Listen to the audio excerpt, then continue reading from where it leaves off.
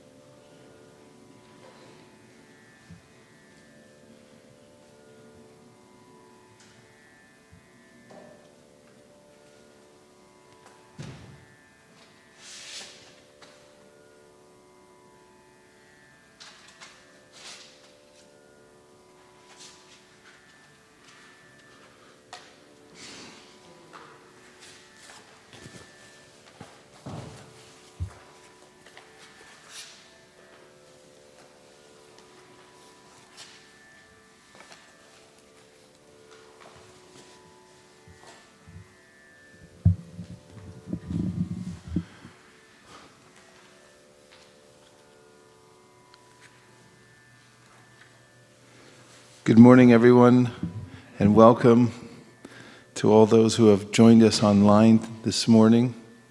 Very happy to be with you to hear about Krishna and his instructions so that we can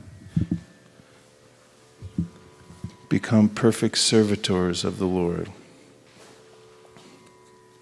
and thus attain perfection and happiness. Thank you to everyone who spent their whole day in San Francisco yesterday.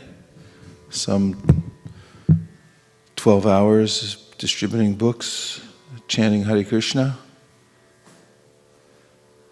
That's what devotees used to do every day, 7 days a week in the early days. It's a very blissful life. But all of you have many other obligations and still use every waking second that you're not attending to those obligations to push on the Sankirtan movement. So thank you very much. Hare Krishna.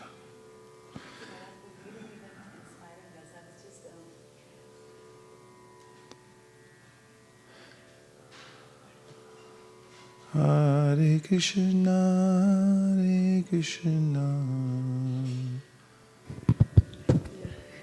I was just looking at how over the years, ISV. Might as well hold that up closer. Okay, yeah, I was observing that how over the years the ISV team has sort of grown and progressed so much in Sankirtan, and I could see that. I attend few of the planning meetings, very few of them these days, and I noticed that from the conversations that now it has become a repeatable process. They know what's happening, what to watch out for, and things like that. So it's a very enjoyable thing, and how so many people have started, so many devotees have started participating into it, and just the sheer joy. I think we have reached a stage where it has become joy to be distributing books. Yeah. Speaking of which, Avantika has just entered the building. That's enough. That's double joy. Now we'll read the translations to the Sri Brahma Samhita. Krishna, who is known as Govinda, is the Supreme Godhead. He has an eternal, blissful spiritual body. He is the origin of all. He has no other origin, and he is the prime cause of all causes. The spiritual place of transcendental pastimes of Krishna is portrayed in the second verse. The super excellent station of Krishna, which is known as Gokula, has thousands of petals and a corolla like that of a lotus sprouted from a part of his infinitary aspect, the whorl of the leaves being the actual abode of Krishna. The whorl of that transcendental lotus is the realm wherein dwells Krishna. It is a hexagonal figure, the abode of the indwelling, predominating aspect of the Absolute. Like a diamond, the central supporting figure of self-luminous Krishna stands as the transcendental source of all potencies. The holy name, consisting of 18 transcendental letters, is manifested in a hexagonal figure with sixfold divisions. Could someone please close all the doors? Number 4, the whorl of that eternal realm, Gokula, is the hexagonal abode of Krishna. Its petals are the abodes of gopis, who are part and parcel of Krishna, to whom they are most lovingly devoted and are similar in essence. The petals shine beautifully like so many walls. The extended leaves of that lotus are the garden-like Dham, that is the spiritual abode of Sri Radhika, the most beloved of Krishna. The surrounding external plane of Gokula is described in this verse. There is a mysterious quadrangular place named Shwetadweep surrounding the outskirts of Gokula. Shwetadweep is divided into 4 parts on all sides. The abode of Vasudeva, Sankarshan, Pradyumna, and Aniruddha are separately located in each of these 4 parts. These 4 divided abodes are enveloped by the 4-fold human requirement, such as piety, wealth, passion, and liberation, as also by the 4 Vedas, namely Rig, Sama, Yajur, and Atharva, which deal with the mantra and which are the basis of achievements of the 4-fold mundane requirements. 10 tridents are fixed in the 10 directions, including the zenith and nadir. The 8 directions are decorated with the 8 jewels of Mahapadma, Padma, Shankha, Makara, Kachapa, Mukunda, Kunda, and Nila. There are 10 protectors, Dikpalas, of the 10 directions in the form of mantra, the associates of the hues of blue, yellow, red, and white, and the extraordinary potencies bearing the names of Bimala, etc., shine on all sides. The Lord of Gokula is the transcendental supreme Godhead, the own self of eternal ecstasies. He is the superior of all superiors and is busily engaged in the enjoyments of the transcendental realm and has no association with his mundane potency. Krishna never consorts with this illusory energy. Still, her connection is not entirely cut off from the absolute truth. When he intends to create the material world, the amorous pastime in which he engages by consorting with his own spiritual chit potency, Rama, by casting his glance at the diluting energy in the shape of sending his time energy, is an auxiliary activity. The secondary process of association with Maya is described. Rama Devi, the spiritual chit potency, beloved consort of the Supreme Lord, is the regulatrix of all entities. The divine plenary portion of Krishna creates the mundane world. At creation there appears a divine halo of the nature of his own subjective portion, Shwanksha. This halo is divine Shambhu, the masculine symbol or manifested emblem of the Supreme Lord. This halo is the dim twilight reflection of the supreme eternal effulgence. This masculine symbol is the subjective portion of divinity who functions as progenitor of the mundane world, subject to the supreme regulatrix, Niyati. The conceiving potency in regard to mundane creation makes her appearance out of the supreme regulatrix. She is Maya, the limited, non-absolute apara potency, the symbol of mundane feminine productivity. The intercourse of these two brings forth the faculty of perverted cognition, the reflection of the seed of the procreative desire of the Supreme Lord. All offspring of the consort of the great Lord Maheshwara of this mundane world are of the nature of the embodiment of the mundane masculine and feminine generative organs. The person embodying the mundane causal principle, namely the great Lord of this mundane world, Maheshwar Shambhu, in the form of the male generating organ, is joined to his female consort, the limited energy Maya, as the efficient causal principle. The Lord of the world, Mahavishnu, is manifest in him by his subjective portion in the form of his glance. That needs to be fixed. Shambhu, it says, is lacking a B, it says an H. Do you see that? Shamalangi, are you the fixer? Okay, thank you. Text number 511. The Lord of the mundane world, Mahavishnu, possesses thousands of heads, eyes, hands. He is the source of thousands of avatars in his thousands of subjective portions. He is the creator of thousands of individual souls. The same Mahavishnu is spoken of by the name of Narayan in this mundane world. From that eternal person has sprung the vast expansion of water of the spiritual causal ocean. The subjective portion of Sankarsana, who abides in Paravyoma, the above supreme Purusha with thousands of subjective portions, reposes in the state of divine sleep, Yoga Nidra, in the waters of the spiritual causal ocean.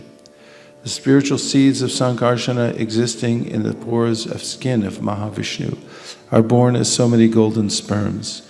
These sperms are covered by the 5 great elements. The same Mahavishnu entered into each universe as his own separate subjective portions.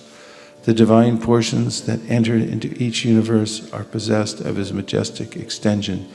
That is, they are the eternal universal soul, Mahavishnu, possessing thousands of heads. The same Mahavishnu created Vishnu from his left limb, Brahma, the first progenitor of beings, from his right limb, and from the space between his 2 eyebrows, Shambhu, the divine masculine manifested halo. The function of Shambhu in relation to jivas is that this universe, enshrining the mundane egotistic principle, has originated from Shambhu. Thereupon the same great personal Godhead, assuming the threefold forms of Vishnu, Prajapati, and Shambhu, entering into the mundane universe, plays the pastimes of preservation, creation, and destruction of this world. This pastime is contained in the mundane universe. Being perverted, the Supreme Lord, identical with Mahavishnu, prefers to consort with the goddess Yoganidra, the constituent of his own spiritual chit potency, full of the ecstatic trance of eternal bliss appertaining to his own divine personality. When Vishnu, lying in the ocean of milk, wills to create this universe, a golden lotus springs from his navel pit. The golden lotus with its stem is the abode of Brahma, representing Brahma Loka or Satya Loka. Before their conglomeration, the primary elements in their nascent state remained originally separate entities. Non-application of the conglomerating process is the cause of their separate existence. Divine Mahavishnu, primal Godhead, through association with his own spiritual chit potency, moved Maya, and by the application of the conglomerating principle, created those different entities in their state of cooperation. And after that, he himself consorted with Yoganidra by way of his eternal dalliance with his spiritual chit potency. By conglomerating all those separate entities, he manifested the innumerable mundane universes, and he himself entered into the inmost recess of every extended conglomerate, Virad Vigraha. At that time, those jivas who had lain dormant during the cataclysm were awakened. The same jiva is eternal and is for eternity and without a beginning, joined to the Supreme Lord by the tie of an eternal kinship. He is transcendental spiritual potency. The divine lotus, which springs from the navel pit of Vishnu, is in every way related by the spiritual tie with all souls, and is the origin of four-faced Brahma, versed in the 4 Vedas. On coming out of the lotus, Brahma, being guided by the divine potency, turned his mind to the act of creation under the impulse of previous impressions, but he could see nothing but darkness in every direction. Then the goddess of learning, Saraswati, the divine consort of the Supreme Lord, said thus to Brahma, who saw nothing but gloom in all directions: "O Brahma, this mantra, Kling Krishnaya Govindaya Gopichanda Ballabhaya Swaha, will assuredly fulfill your heart's desire. O Brahma, do thou practice spiritual association by means of this mantra, then all your desires will be fulfilled." Brahma, being desirous of satisfying Govinda, practiced the cultural acts for Krishna in Goloka, Lord of Shvetadvipa, for a long time. His meditation ran thus: there exists a divine lotus of 1,000 petals, augmented by millions of filaments, in the transcendental land of Goloka. On its world there exists a great divine throne, on which is seated Sri Krishna, the form of eternal effulgence of transcendental bliss, playing on his divine flute, resonant with the divine sound, with his lotus mouth. He is worshipped by his amorous milkmaids and with their respective subjective portions and extensions, and also by his external energy who stays outside, embodying all mundane qualities. Then Gayatri, mother of the Vedas, being made manifest, that is imparted by the divine sound of the flute of Sri Krishna, entered into the lotus mouth of Brahma, born from himself through his 8 ear holes. Brahma, having received the Gayatri, sprung from the flute song of Sri Krishna, attained the status of the twice-born, having been initiated by the Supreme Primal Preceptor, God Himself. Enlightened by the recollection of that Gayatri, embodying the three Vedas, Brahma became acquainted with the expanse of the ocean of truth. Then he worshipped Sri Krishna, the essence of all Vedas, with this hymn. I worship Govinda, the primeval Lord, the first progenitor who is tending the cows, yielding all desire in abodes built with spiritual gems, surrounded by millions of purpose trees, always served with great reverence and affection by hundreds of thousands of Lakshmis or Gopis. I worship Govinda, the primeval Lord, who is adept in playing on his flute, with blooming eyes like lotus petals, with head decked with peacock's feather, with the figure of beauty tinged with the hue of blue clouds, and his unique loveliness charming millions of cupids.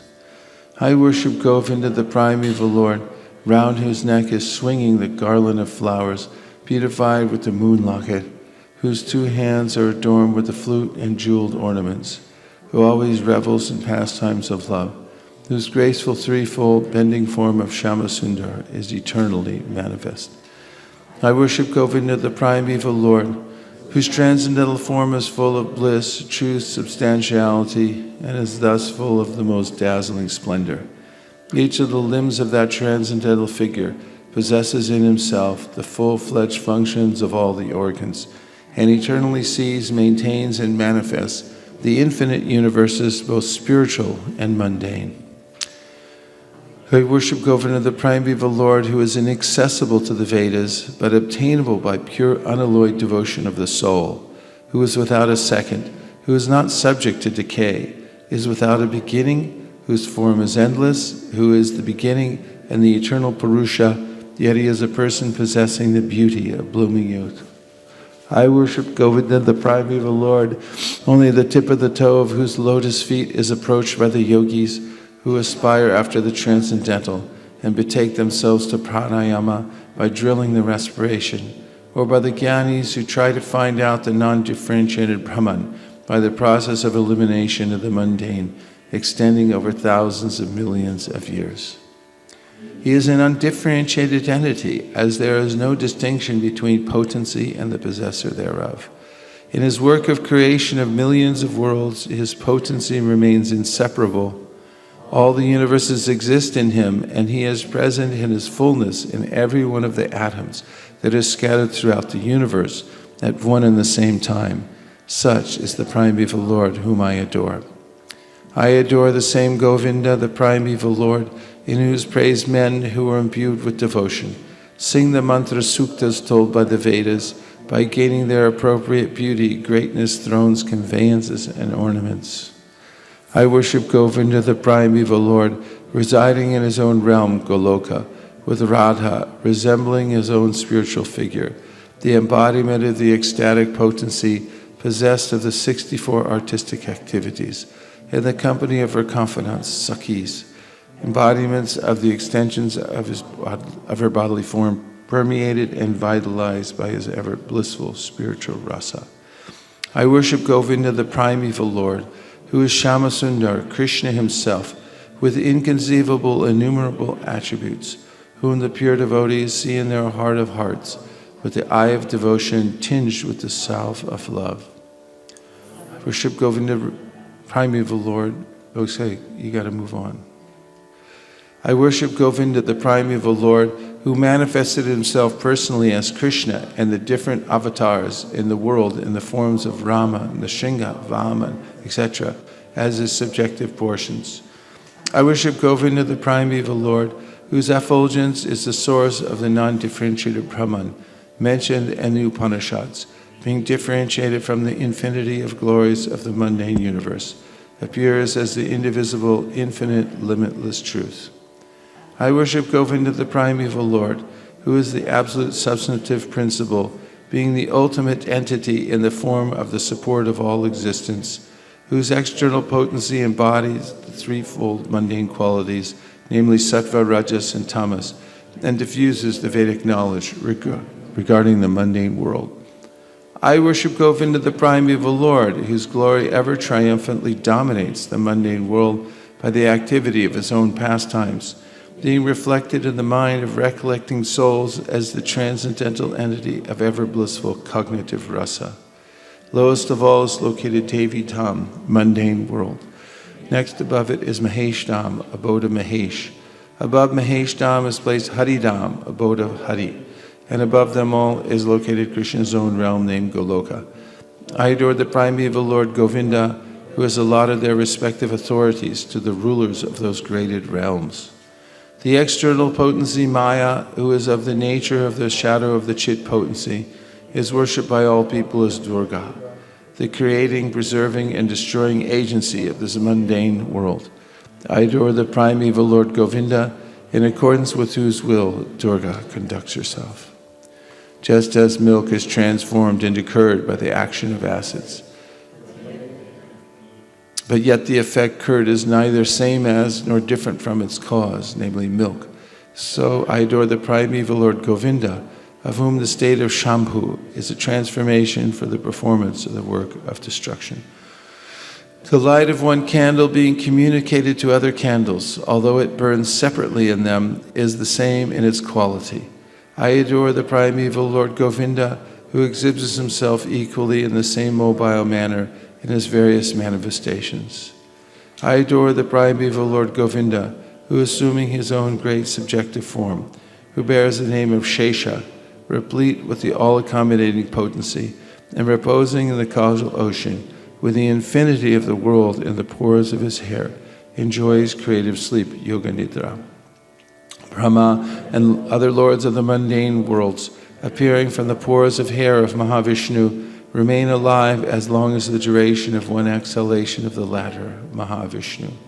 I adore the primeval Lord Govinda, of whose subjective personality Mahavishnu is the portion of portion.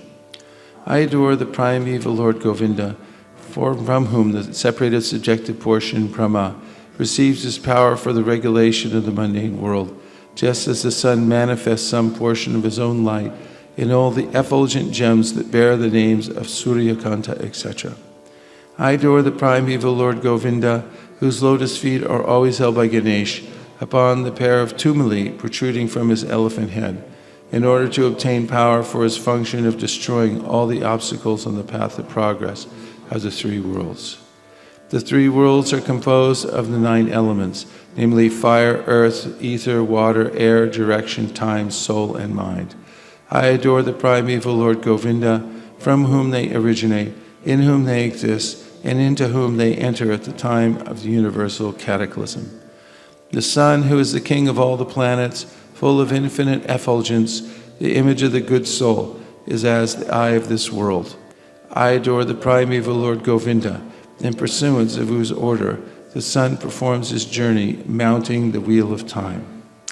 I adore the primeval Lord Govinda, by whose conferred power are maintained the manifested potencies that are found to exist of all virtues, all vices, the Vedas, the penances, and all jivas, from Brahma to the meanest insects.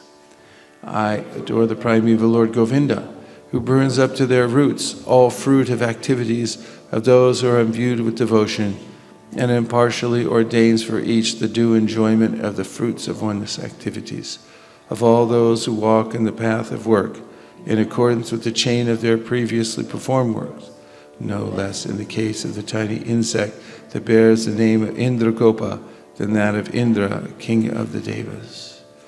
I adore the primeval Lord Govinda, the meditators of whom, by meditating upon him under the sway of wrath, amorous passion, natural friendly love, fear, parental affection, delusion, reverence, and willing service, attain to bodily forms befitting the nature of their contemplation. I worship that transcendental seat known as Shweta Dweep, where as loving consorts, the Lakshmis in their unalloyed spiritual essence, practice the amorous service of the Supreme Lord Krishna as their only lover, where every tree is a transcendental purpose tree, where the soil is the purpose gem, all water is nectar, every word is a song, every gait is a dance, the flute is the favored attendant, effulgence is full of transcendental bliss, and the supreme spiritual entities are all enjoyable and tasty, where numberless milk cows always emit transcendental oceans of milk, where there is eternal existence of transcendental time, who is ever present and without past or future, and hence is not subject to the quality of passing away, even for the space of half a moment. That realm is known as Goloka, only to a very few self-realized souls in this world. On hearing these hymns containing the essence of the truth, the Supreme Lord Krishna said to Brahma, Brahma, if you experience the inclination to create offspring by being endowed with the real knowledge of the glory of Godhead, listen, my beloved, from me to this science set forth in the following 5 shlokas. When the purest spiritual experience is excited by means of cognition and service, bhakti, super excellent unalloyed devotion, characterized by love for Godhead, is awakened toward Krishna, the beloved of all souls. The highest devotion is attained by slow degrees by the method of constant endeavor for self-realization, with the help of scriptural evidence, theistic conduct, and perseverance in practice. These preliminary practices of devotion, sadhana bhakti, are conducive to the realization of loving devotion. Loving devotion, than whom there is no superior well-being, who goes hand in hand with the attainment of the exclusive state of supreme bliss, and it can lead to myself. Abandoning all meritorious performances, serve me with faith. The realization will correspond to the nature of one's faith. The people of the world act ceaselessly in pursuance of some ideal. By meditating on me by means of those deeds, one will obtain devotion characterized by love in the shape of the supreme service. Listen, O Vidhi, I am the seed, that is the fundamental principle of this world of animate and inanimate objects. I am Pradhan, the substance of matter. I am Prakriti, material cause, and I am Purusha, efficient cause. This fiery energy that belongs specially to the Brahman, that inheres in you, has also been conferred by me. It is by bearing this fiery energy that you regulate this phenomenal world of animate and inanimate objects. Shvara Parama Krishna Sakchidananda Vigraha Anadiradir Govinda Sarvakarana Karanam Sahasrapatra Kamalam Gokulakyam Mahatpadam Tatkarnikaram Tadtama Tadanantangsha Sambhavam Karnikaram Mahadyantrang Shatkonam Vajrakilakam Sharanga Shatpadistanam Prakritya Purushena Cha Premananda Mahananda Rasena Vastitam Hiyat Jyoti Rupena Manuna Kama Bijena Sangatam Tatkinjalkam Tadangshanam Tapatrani Shriyamapi Chatur Asram Taparitaha Shweta Dvipakyam Adbhutam Chatur Asram Chatur Murtesh Chatur Dhamma Chatushkritam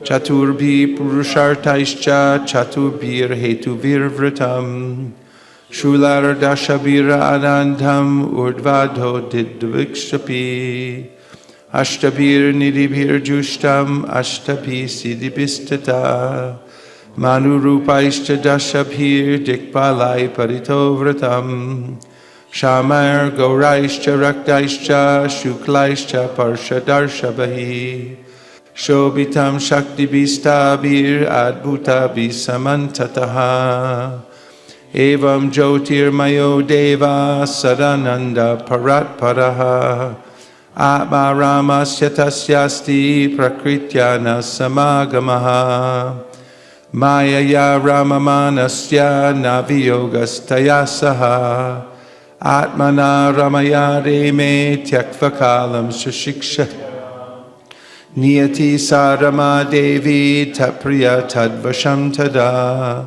Talingam Bhagavan Shambhur Jyoti Rupa Sanatanaha Ya Yoni Sapara Shakti Kamo Bijam Mahadare Linga Yonyatmika Jata Ima Maheshwari Prajaha Shaktiman Purusha Soyam Linga Rupi Maheshwaraha Tasmina Virabu Lingae Vishnu Sahasra Shirsha Purushaha Sahasraksha Sahasrapad Sahasra Bahur Vishvatma Sahasramsha Sahasrasuhu Narayana Sabhagavan Apastasma Sanatanad Avirasit Karanarno Nidhi Sankarshanatmakaha Yoga Nidram Katastasmin Sahasramsha Swayam Mahan Tadroma Bilajaleshu Bijam Sankarshanasya Cha Haimanyandari Chatani Mahabhuta Vratani Tu Pratyandam Evamekam Shad Ekam Shad Vishati Swayam Sahasramurha Vishvatma Mahavishnu Sanatanaha Vaman Gadasrijad Vishnum Dakshinan Gat Prajapatim Jyotirlingamayam Shambhum Kurchadeshad Avasrajat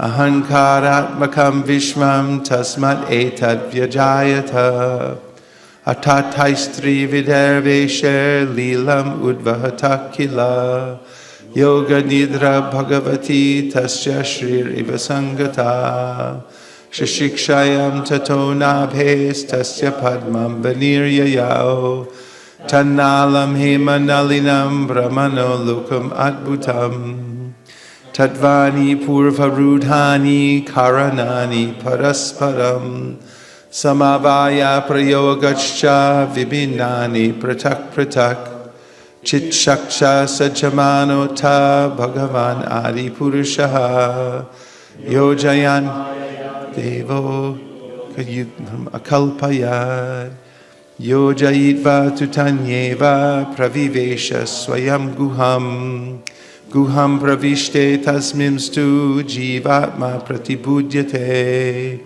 Sanityo nitya sambandha prakritischa paraivasa Evam sarvatma sambandham nabhyam padmam harerabhut Tatra brahmad bhavad bhuyash chaturvedi chaturmukaha Sanjato Bhagavat Chaktya Tatkalam Kila Choditaha Sachikshayam Matim Chakre Purva Samskara Samskritaha Dadarsha Kevalam Dvantam Nanyat Kim Api Sarvataha Uvacha Puratastasmai Tasya Divya Saraswati Kama Krishnaya Govinda He Gopi Jana Ityapi Valabhaya Priyahvaner Mantram Te Dasyati Priyam Tapastvam Tapa Etena Tavasidhir Bhavishyati Atate Pesasuchiram Vrinan Govindam Avyayam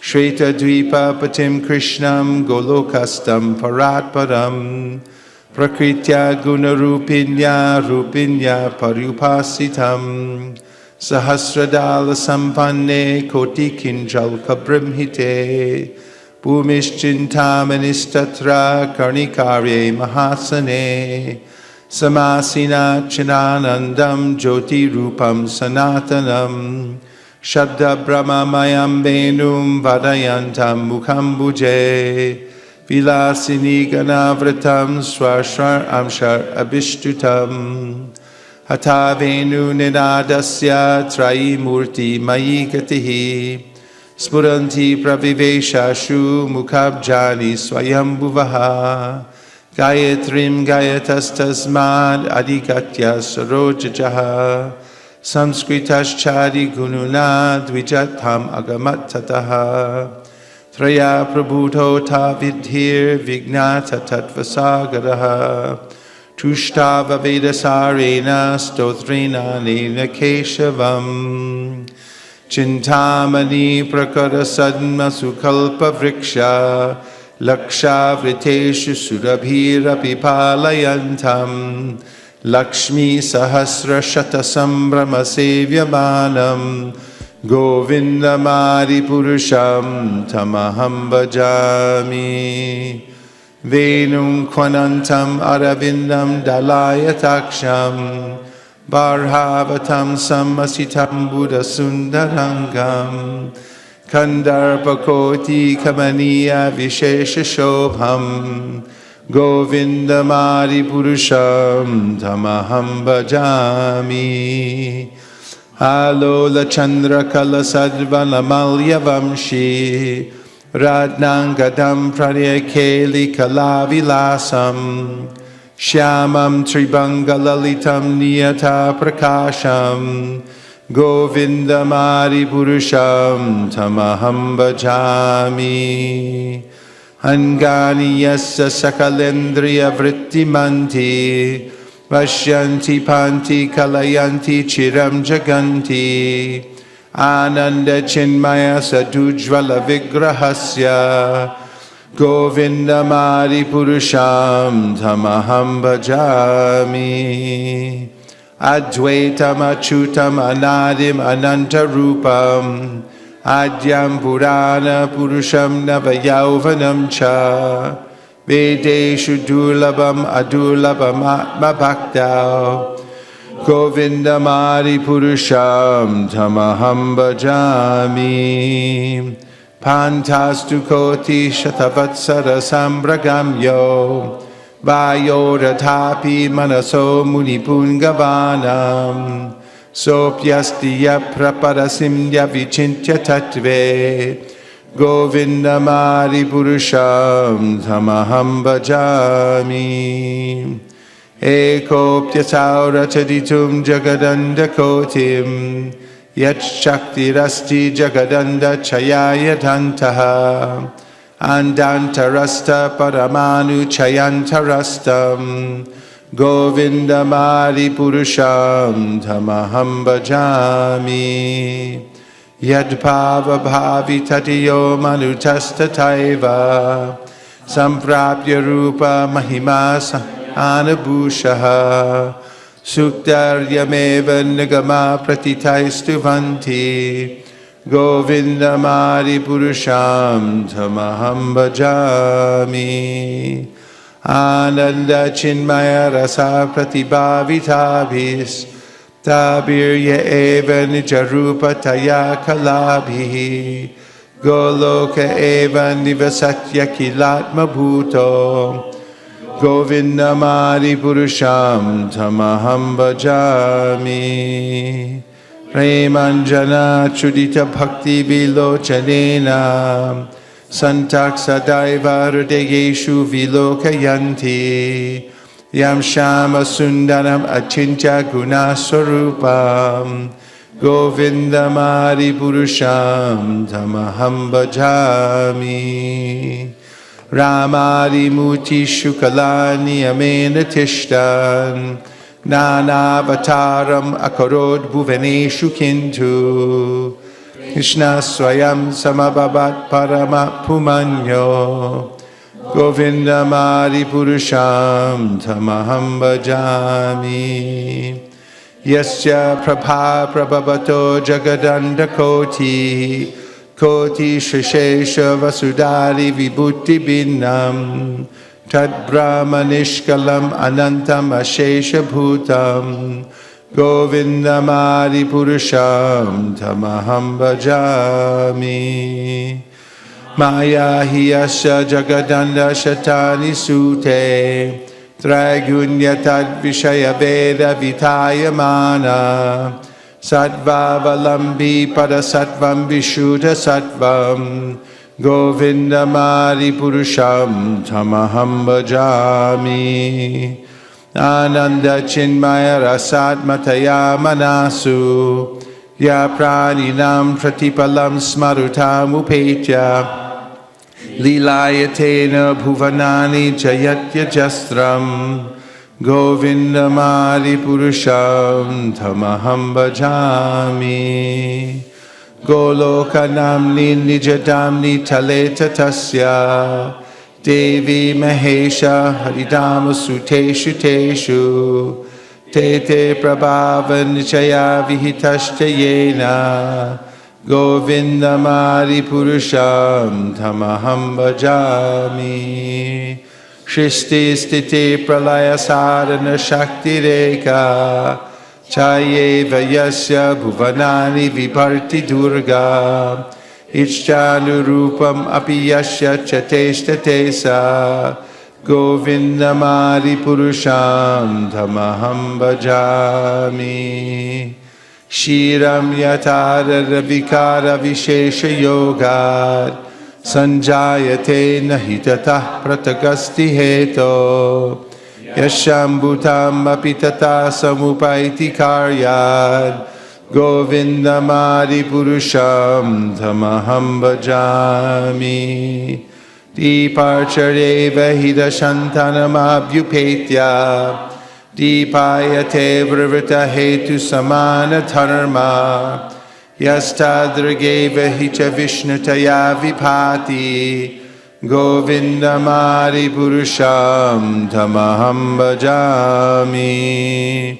Yakaranarnavajale Bhajati Sma Yoga Nidramananta Jakadanda Saromakupaha Adhara Shaktim Avalamya Param Samurtim Govindamari Purusham Tamaham Bhajami. Yasyaika Nishvasita Kalamata Valambya Jivanti Loma Vilaja Jagadannanata Vishnur Mahansa Ihayasya Kala Vishesho Govindamari Purusham Tamaham Bhajami.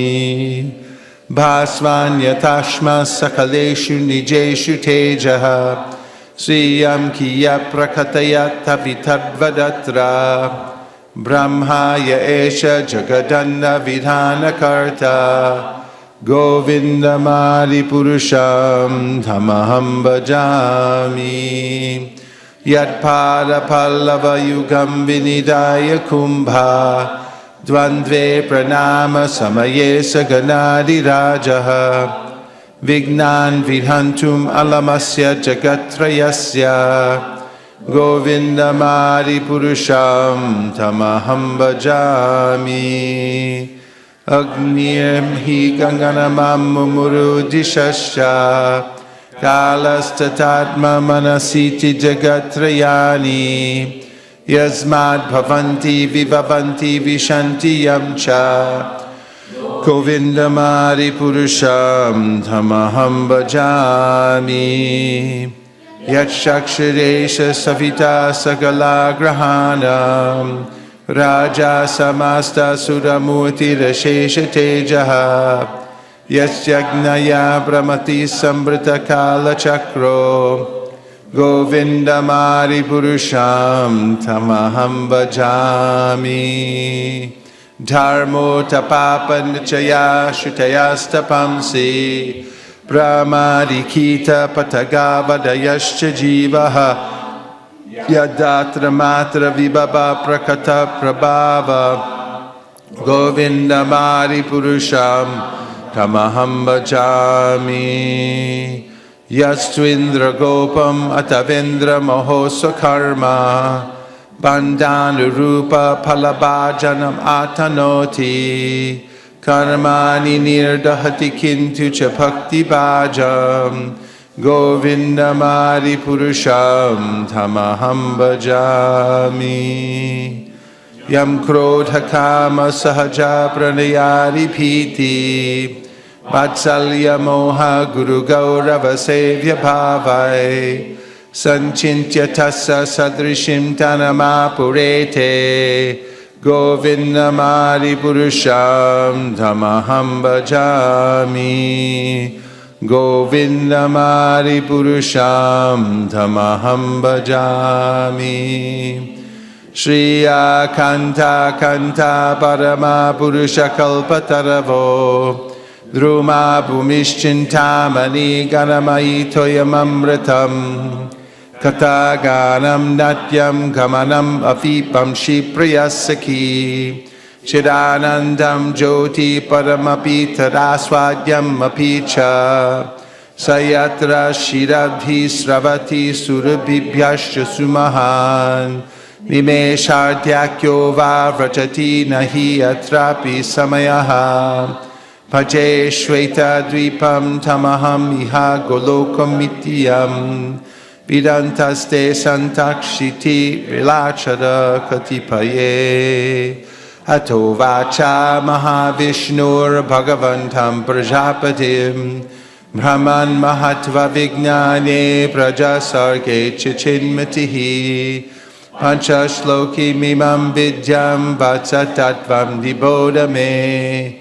Prabhude Jnana Bhakti Vyam Mayananda Chinmayi Ude Tunutama Bhaktir Bhagavat Prema Lakshana Pramaneis Tat Sadacharais Tadabhyasir Nirantaram Bodhayanat Manatmanam Bhakti Mapyutamam Labed Yasya Sreyas Karam Nasti Yaya Nivritim Apnuyad Yasarayati Mameva Bhaktim Tameva Sadayet Dharmananyan Parityaja Mamekam Bhaja Vishwasan Yadrishi Yadrishi Shraddha Siddhir Bhavati Tadrishi Gurvan Nirantaram Karma Loko Yam Manuvartate Tenaiva Karmana Dhyayan Mam Param Bhaktim Ichyati Aham hi Vishwasya Chara Charasya Bijam Pradhanam Prakritihi Pumamsha Maya hitam teja idam vibarshi vide videhi tomato jaganti Ishvara Parama Krishna Sakshidananda Vigraha Anadiradir Govinda Sarva Karana Karanam Iti Sri Brahma Samhita Samburnam Hari Om. Welcome everyone to ISKCON of Silicon Valley. All of you who were out on Sankirtan all day yesterday, and now I can see that the taste is overflowing.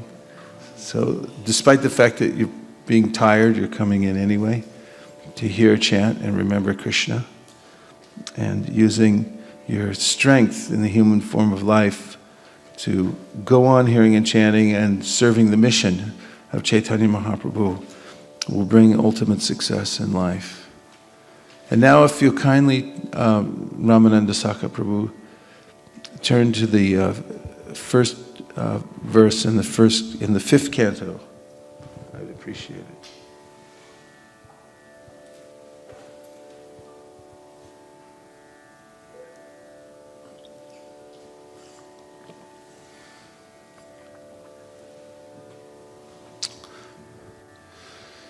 Om Namo Bhagavate Vasudevaya.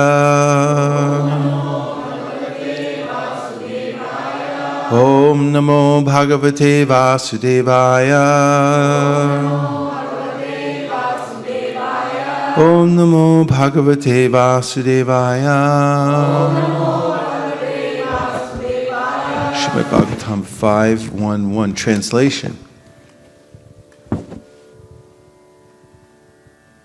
King Parikshit inquired from Shukadev Goswami, O great sage, why did King Priyavrata, who was a great self-realized devotee of the Lord, remain in household life, which is the root cause of the bondage of karma, fruit of activities, and which defeats the mission of human life? Purport. In the 4th canto, Srila Shukadev Goswami explains that Narada Muni perfectly instructed King Priyavrata about the mission of human life. The mission of human life is to realize oneself and then gradually to go back home, back to Godhead. Since Narada Muni instructed the king fully on this subject, why did he again enter household life, which is the main cause of material bondage?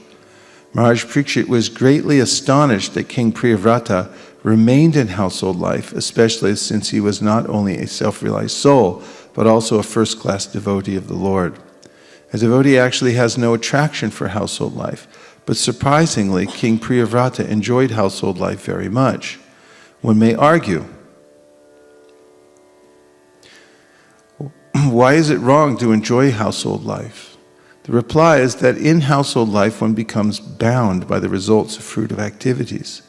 The essence of household life is sense enjoyment, and as long as one engrosses his mind in working hard for sense enjoyment, one becomes bound by the reactions of fruit of activities. This ignorance of self-realization is the greatest defeat in human life.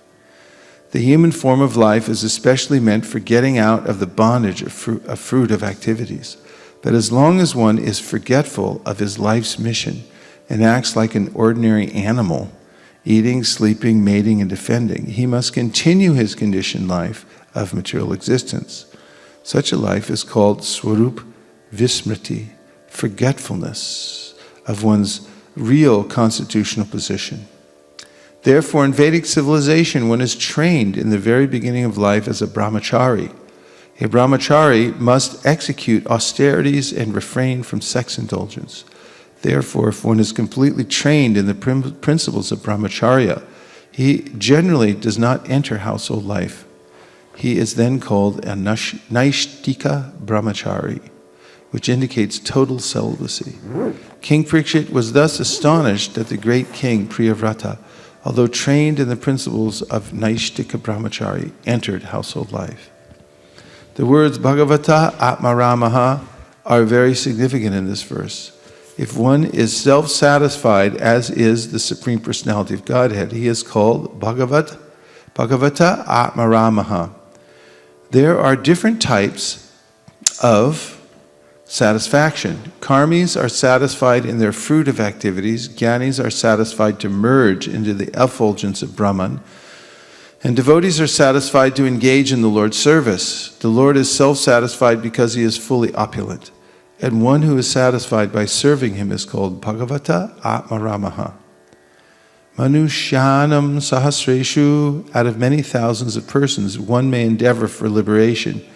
And of many thousands of persons attempting to become liberated, one may achieve liberation from the anxieties of material existence and become self-satisfied. Even that satisfaction, however, is not ultimate satisfaction. The jnanis and the karmis have desires, as do the yogis, but devotees have no desires. Satisfaction in the service of the Lord is called akama, freedom from desire. And this is the ultimate satisfaction. Therefore, Maharaj Parikshit inquired, how could one who was fully satisfied on the highest platform be satisfied with family life? The word parabhavaha in this verse is also significant. When one is satisfied in family life, he is doomed because he must already have forgotten his relationship with the Lord. Prahlad Maharaj describes how the activities of family life implicate one more and more. Atma patam griham andakupam. Household life is like a dark well. If one falls into this well, his spiritual death is assured. How Priyavrata Maharaj remained a liberated Paramahamsa, even within family life, is described in text 23 of this chapter. Text number 2.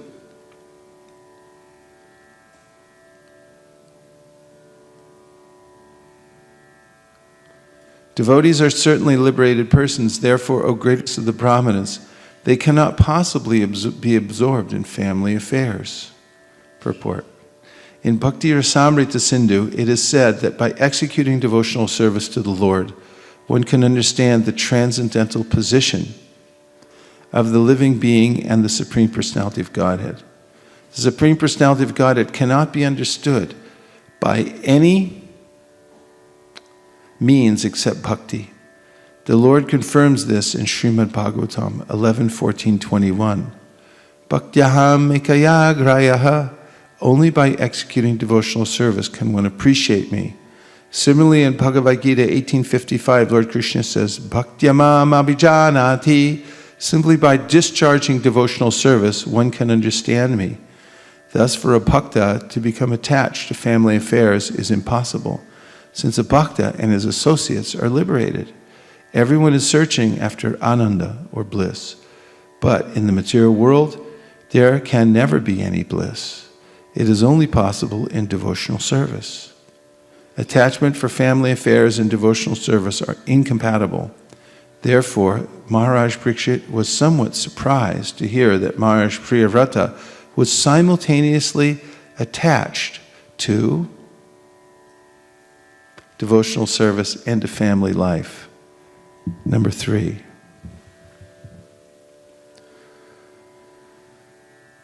Everyone okay so far? Just you're just listening and hearing and appreciating, right? What could be better than that?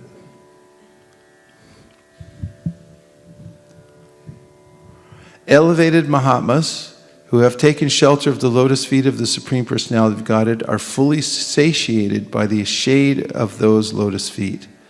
Their consciousness cannot possibly become attached to family members. Purport. Srila Narottam Das Thakur has sung Nitai Pada Kamala Koti Chandra Shushitala Ye Chayaya Jagada Judaya. He describes the shade of the lotus feet of Lord Nityananda as being so nice and cooling that all materialists who are always in the blazing fire of material activities may come under the shade of his lotus feet and be fully relieved and satiated.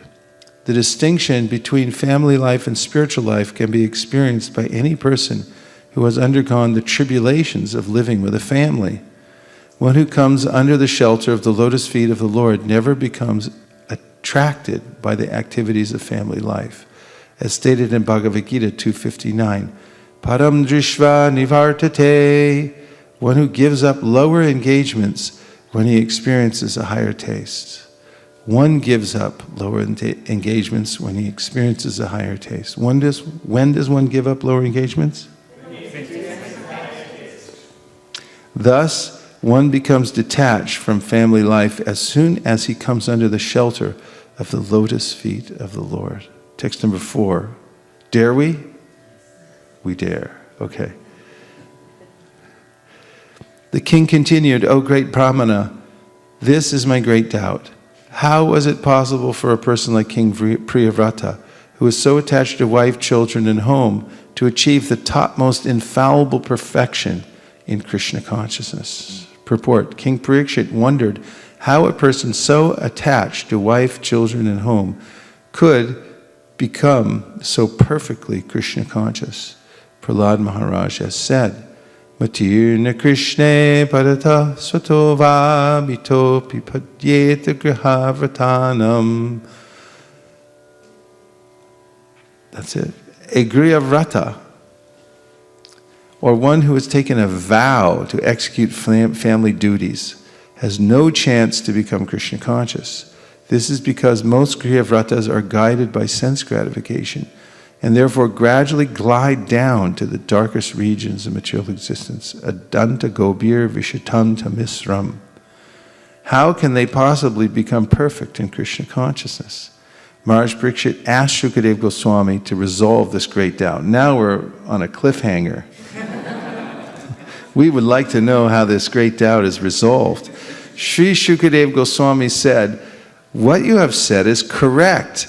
The glories of the Supreme Personality of Godhead, who is praised in eloquent transcendental verses by such exalted personalities as Brahma, are very pleasing to great devotees and liberated persons.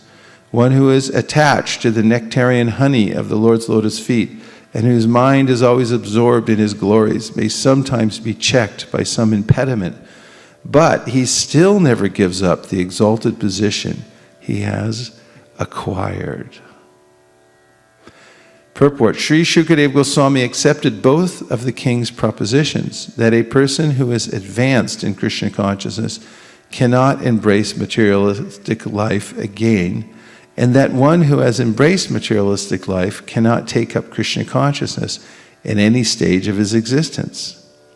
Although accepting both these statements, Shukadeva Goswami qualified them by saying that a person who has once absorbed his mind in the glories of the Supreme Personality of Godhead may sometimes be influenced by impediments, but he still does not give up his exalted devotional position. According to Srila Vishwanath Chakravarti Thakur, there are two kinds of impediments to devotional service. The first is an offense at the lotus feet of a Vaishnava. This is called Vaishnava Aparadha. Sri Chaitanya Mahaprabhu warned his devotees not to commit Vaishnava Aparadha, which he described as the mad elephant offense. When a mad elephant enters a beautiful garden, it destroys everything, leaving a barren field. Similarly, the power of Vaishnava Aparadha is so great that even an advanced devotee becomes almost devoid of his spiritual assets if he commits it. Since Krishna consciousness is eternal, it cannot be destroyed altogether, but advancement may be checked for the time being. Jai Thakur, I just read recently, quoted a verse from the Chaitanya Charitamrita, claimed that it could be for 10 million births. So it's not worth it.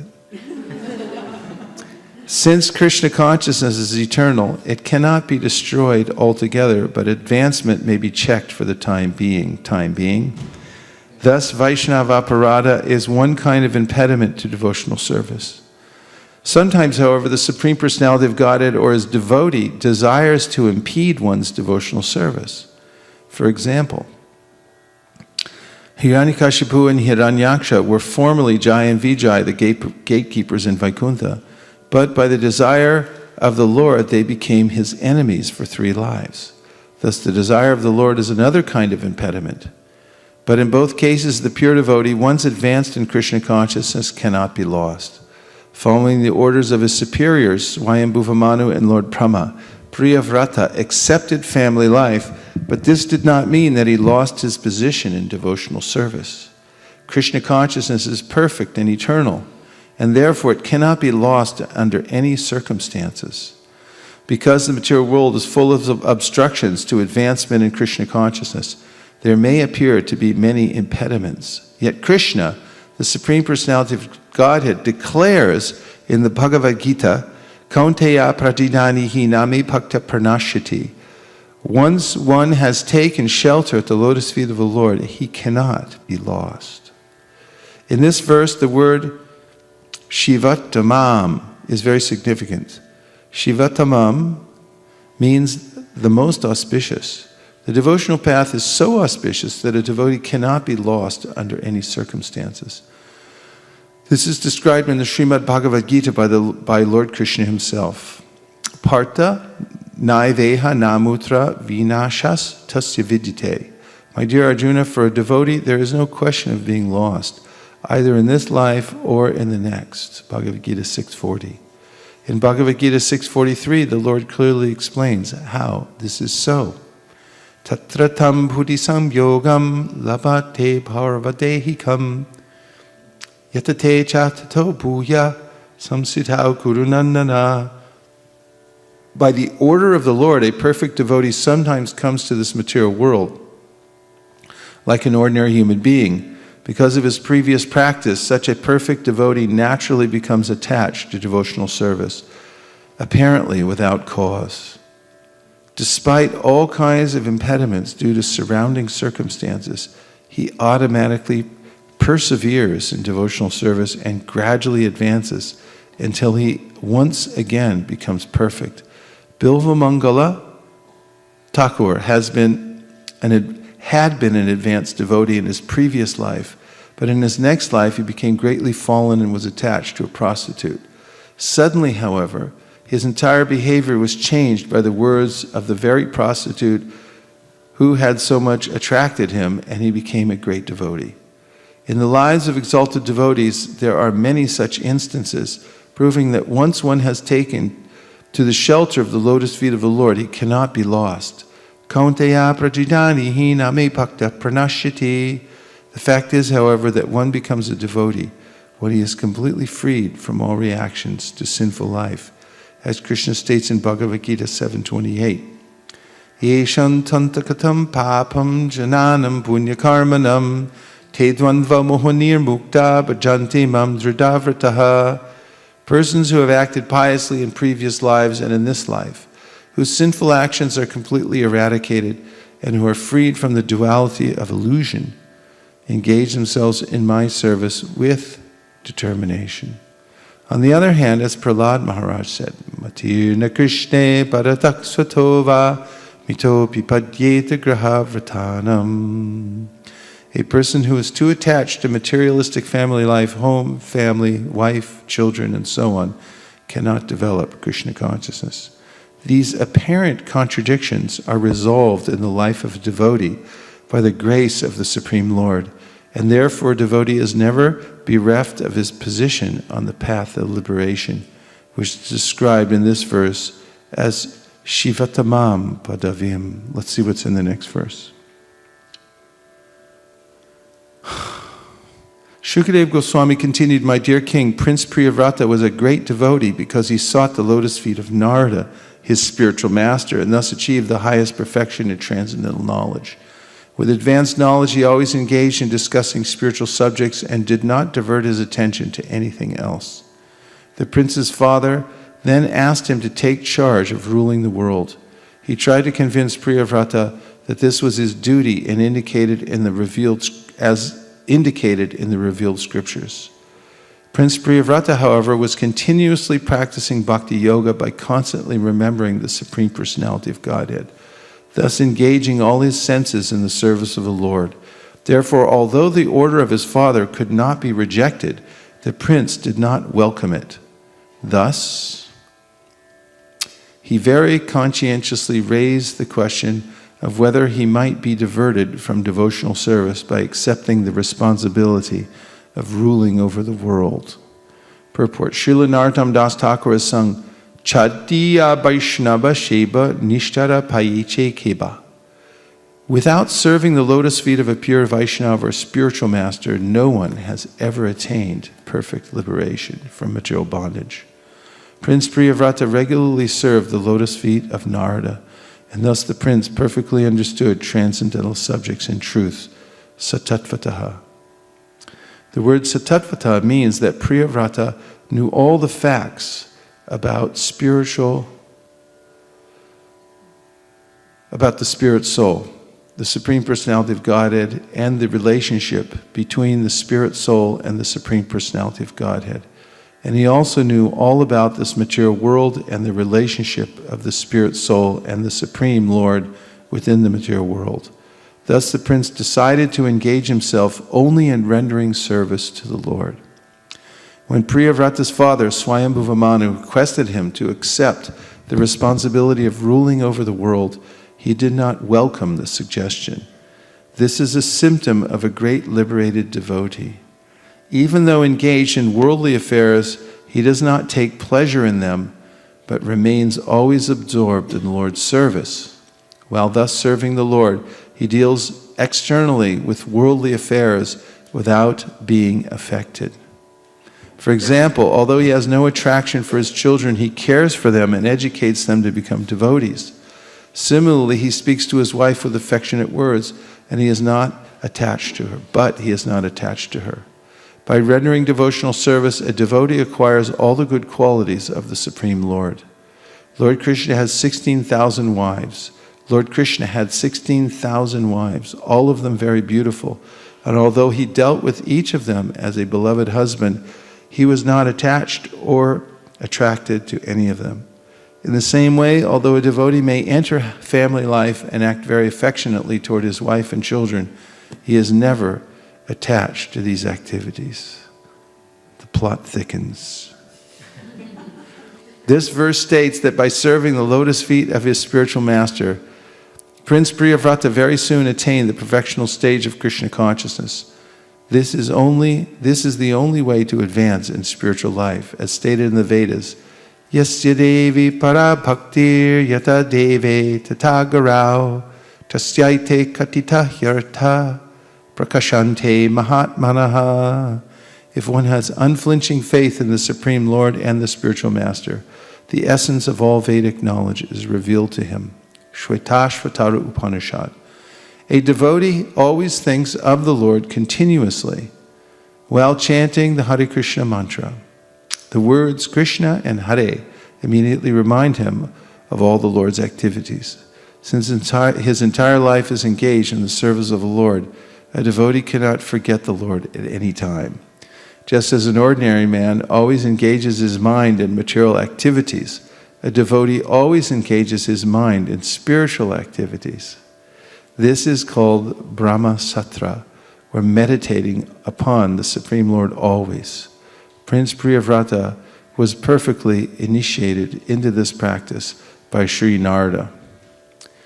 Just give me back three core ideas you got from hearing the last few verses. Yes. Priya. Radhika. Preeti Radhika.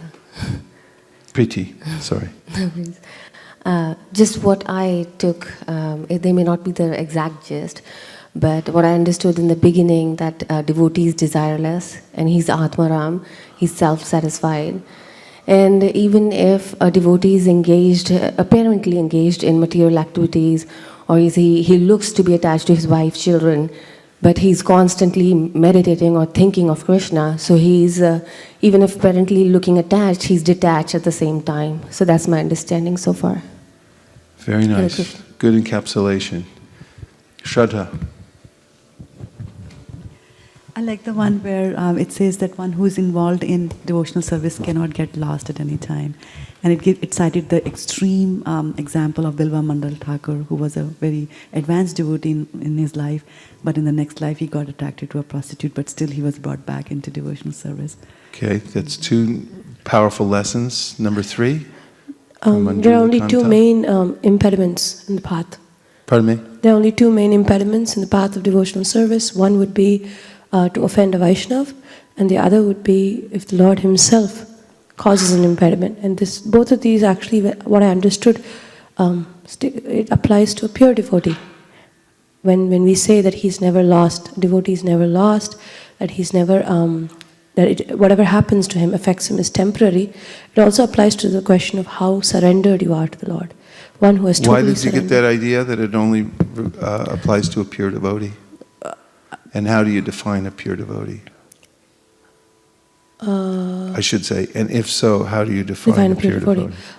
I felt that when you were reading it, there was a sentence that came where Srila Prabhupada says at the beginning of the para that, however, one should be, it talks about a devotee who's totally surrendered. Please give her the 5th canto. She can find that. She needs to back up her position. And that sentence kind of felt that it didn't apply to me. But also the example that he gave of an impediment caused by the Lord was about Jai Vijay, who were all again pure devotees.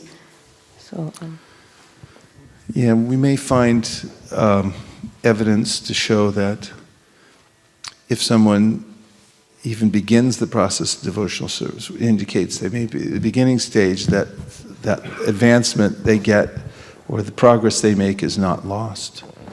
For instance, there's maybe an indication of that in the verse from the 2nd chapter of the Gita, Neha Bikramanasho sti pratyavayo navidyate swalpamapyasya dharmasya trayate mahato bhayat. That even a little advancement on the path of devotional service saves one from the most dangerous kind of fear, which is falling back down again into material existence. And being unaware, Navai jano jatu katan sharam vrajen. There's another verse in the 1st canto, 5th chapter, I think it's the 24th verse. Navai jano jatu katan shanam vrajen, in which Narada Muni says that despite the fact, no, that's not it. It's not 24. What's the verse number, Srivas? Navai jano jatu katan shanam vrajen.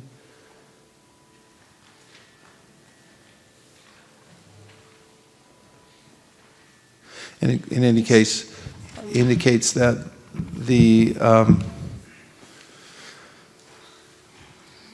a person who takes to devotional service may sometimes fall down because of being in an immature stage, but he never forgets the Lord because there's a way in which he's tasted something that he can't forget. So he doesn't go back to mature life even like ordinary people. Okay. 19. It's 1519. But first we're going to hear the evidence presented by Manjula Kanta. Maharaj, this is page 10, Canto 5, Chapter 1, Text 5, where towards the end of the purport, almost the last para, Srila Prabhupada says, he explains Jai Vijay, and the previous para says, by the order of the Lord, a perfect Go devotee. slow, real slow. Sorry. Articulate. By the order of the Lord, a perfect devotee sometimes comes to this material world like an ordinary human being. Because of his previous practice, such a perfect devotee naturally becomes attached to devotional service, apparently without cause. And he continues into the next para with a statement that says, the fact is, however, that one becomes a devotee when he is completely freed from all reactions to sinful life. That's where I had that doubt when he says, I'd say, yeah, but it may not exclude the fact that those who make advancement even a little bit won't continue that, because we have evidence in the Bhagavad Gita when Arjuna asks, what happens if I take to this and then I fail? And Krishna tells him there are two scenarios. One is if you fail after a short amount of time, then you're going to go to the heavenly planets, come back down and become engaged in a rich family. And if you do it for a long time and you fall down, you go to the heavenly planets and you'll come back down into the family of transcendentalists, where you'll be reminded of your previous practice. And in both cases, the idea is that there's facility for continuing. and yet there are these instances where you've lived a materialistic life for a long period of time, and elders suddenly switch to devotional service. All of a sudden, and it's such a sudden transformation. Yeah, Krishna says in the Gita that as if spontaneously a person takes to it because of purva samskara. They remember it from their past life, and it comes to them without even seeking it. There's somebody reminds them, even sometimes even in a seemingly insignificant way, and then they remember and take it up with gusto. But I've always wondered, why does Krishna wait so long to remind someone?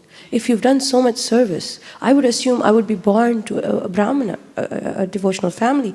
Instead, at 45, at 60, somebody wakes up.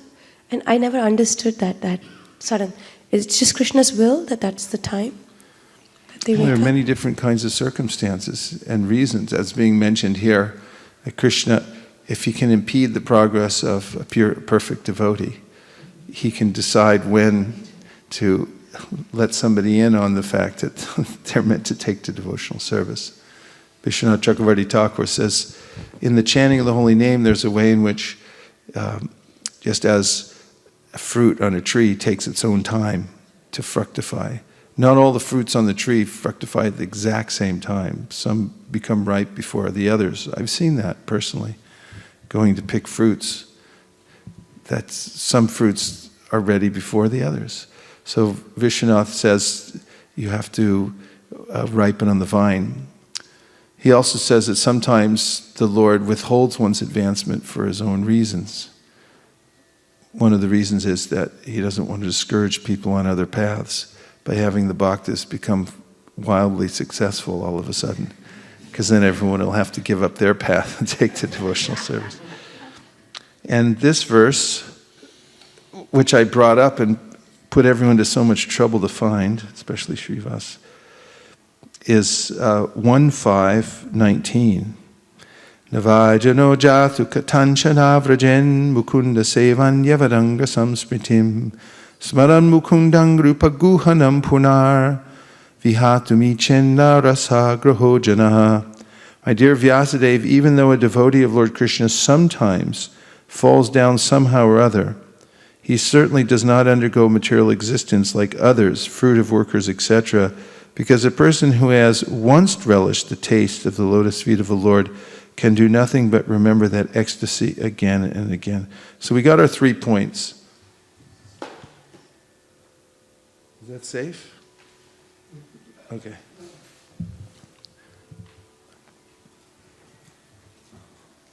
Thank you very much.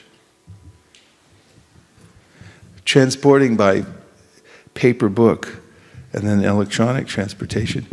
But somebody sent me a notice the other day that the Chinese are going to cyber attack America and then we'll lose all our electricity. So I keep investing in paper books for a while.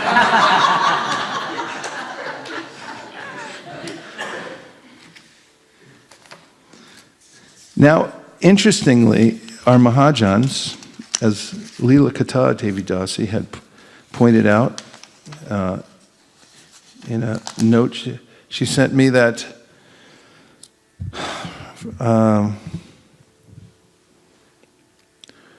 in a list of Mahajans. And the Mahajans are the exemplars of pure devotional service. Our process is to follow in the footsteps of the previous acharyas. Acharya means one who teaches by example. That makes life easy. However, there's a way in which everyone wants to invent their own process. And everyone likes to change things and also add things and also subtract things. And pretty soon, it's really hard to tell if somebody's actually following the same process. But the secret, Prabhupada said over and over again, of his success in spreading the Krishna consciousness movement all over the world was to carefully follow the principles that his spiritual master had given to him. And he also advocated that one follow in the footsteps of the previous acharyas. For they teach by example. Their lives are literally examples of how one can advance in devotional service. And they also speak about it, so we can take their words and concentrate on them and see how to advance. So, in the list of Mahajans, and does anybody happen to be able to list all the Mahajans? It's fairly easy if you learn the verse. Does anybody know the verse that lists all verse? Go ahead, Srivas Prabhu, give him the microphone. You can do. Swayambhur Narada Shambhu Kumaro Kapilo Manuhu. Third line. Third line. Pralado. Pralado Janako Vyaso Balir Vaisaki Vayam. Nice. So this is a nice verse. Hansapriya knows this verse. Whenever we bring it up, she always she has a great affinity for this verse, so she always recites it when she's here. So the list of acharyas, or not just acharyas, but we call them mahajanas. It's a special list of devotees. See, we're very lucky because we have all these previous acharyas, or those who have taught by example, to follow. And then we also get a list of mahajanas, these great souls, these great people, who amongst the acharyas, and we're asked to take a close look at their lives, examine their lives, and then do as they've done. And in the context of our talk this morning, we list, and as Srivas Prabhu has so kindly recited this verse from memory, with maybe a little help from friends, Lord Brahma, Brahmachari, Sannyasi, Grihastha, Brahma. Brahma. Married? Family man? Yep. He better be, otherwise we're not here. If he was celibate, there wouldn't be any people. Oh, so he was a Grihastha. He's a Mahajana. We sing the Brahma Samhita, everything. He's Grihastha. Yep, definitely Grihastha. Narada Muni. No brainer. He's a Brahmachari. Okay. Then Lord Shiva. Who's his wife? Correct. Kumaras. Decidedly Brahmachari. In fact, they wouldn't even grow old. They don't forget puberty. They wouldn't even go there. Okay. Lord Kapiladev. Is anybody keeping score? Are we going through the 12 Mahajans? Okay, we have a scorekeeper in the front row. Swayambhuva Manu. Grihastha. Prahlad Maharaj. Grihastha. Janak Maharaj. Grandfather Bhishma. Yes. Bali Maharaj. Shukadev Goswami. Yamaraj. The score is 5-7. And you'll notice, and Prabhupada notes, that most of Mahaprabhu's primary disciples were grihastha. Most of them were grihasthas. So there's no impediment to devotional service. One may advance from any position of life. However, there is a regulation given so that one simply doesn't become swallowed up. At the same time, there's this admonition that if you take to grihastha life, or we shall say griyamedi life, which means becoming fully and wholly attached to that life as the all in all, as we say, griyavrata. You have a vow that this is my life. This is my life and soul is my family and my money and my house and all my stuff. Then you fall into a well. It's called a blind well, which is one of the more scary things one can conceive of walking in a field alone. Say you don't tell anybody you're going for a walk and you don't take your cell phone. And you just go for a walk in some field somewhere and you fall into a blind well, which nobody knows. Nobody knows where it is. And there you are. You can't get out and you can't call to anybody for help. You're just stuck. So this is the comparison of one who fully embraces the grihastha life as the vow in life. So because it's the tendency of most people for the pravriti marg, or the path of enjoyment in material life, there's a way in which the varnashrama system gives one parameters for which to live in the grihastha ashram and all the other ashrams, so that one can gradually advance to the next stage and the next stage and come to the perfection of life, even while living in those kinds of situations. Here's a verse from the 5th canto, 7th chapter, verse number 4, a description of Maharaj Bharata. It says, Maharaj Bharata was a very learned and experienced king on this earth. He perfectly ruled the citizens, being himself engaged in his own respective duties. Maharaj Bharata was as affectionate to the citizens as his father and grandfather had been. Keeping them engaged in their occupational duties, he ruled the earth. Purport. It is most important that the chief executive rule the citizens by keeping them fully engaged in their respective occupational duties. Some of the citizens were brahmanas, some were kshatriyas, and some were vaishyas and shudras. It is the duty of the government to see that the citizens act according to these material divisions for their spiritual advancement. No one should remain unemployed or unoccupied in any way. One must work as a brahmana, kshatriya, vaishya, or shudra on the material path, and on the spiritual path, everyone should act as a brahmachari, grihastha, vanaprastha, or sannyasi. Although formerly the government was a monarchy, all the kings were very affectionate toward the citizens, and they strictly kept them engaged in their respective duties. Therefore, society was very smoothly conducted. Indication that there's a opportunity in every aspect of life in the varnashram for one to be fully engaged, which is necessary. I noticed how people who have a job in this world are happy because they're engaged. They have something to do. The senses need something to do. Krishna says in the Gita, a person can't even maintain the physical body without work.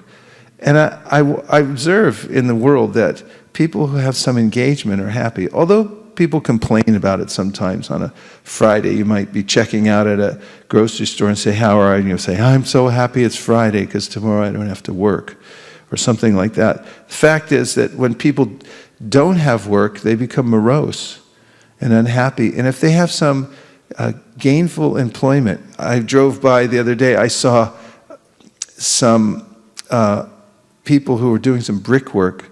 There was a man in the back of the truck. He was throwing 2 bricks at a time out the back of the truck, and there was a man there catching him.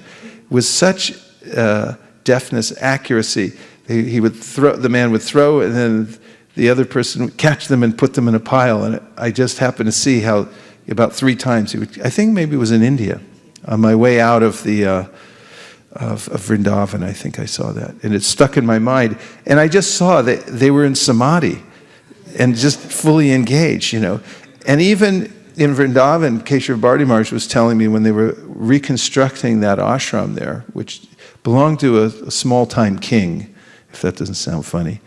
And it was a ruin at the time, but Tamal Krishna Maharaj, Giriraj Maharaj procured that property.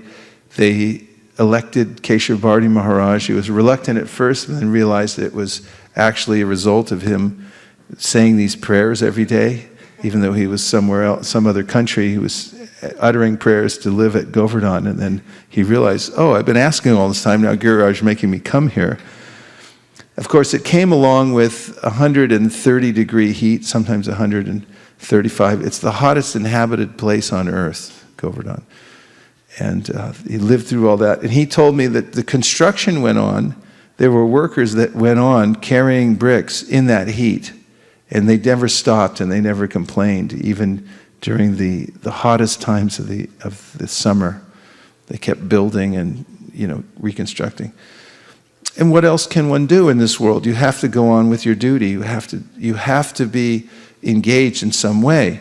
And then we heard in the Brahma Samhita, Kurvan nirantaram karma loko yam anuvartate. Tenaiva karmana dhyayam mam param bhaktamichiti. Since you have to continually work in this world, Krishna says, do it in such a way that you can remember me at the same time, and then you'll attain perfection. You remain continually attached to me.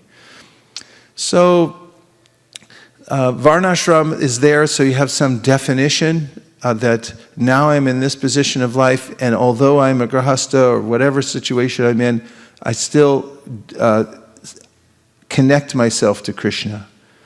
So, in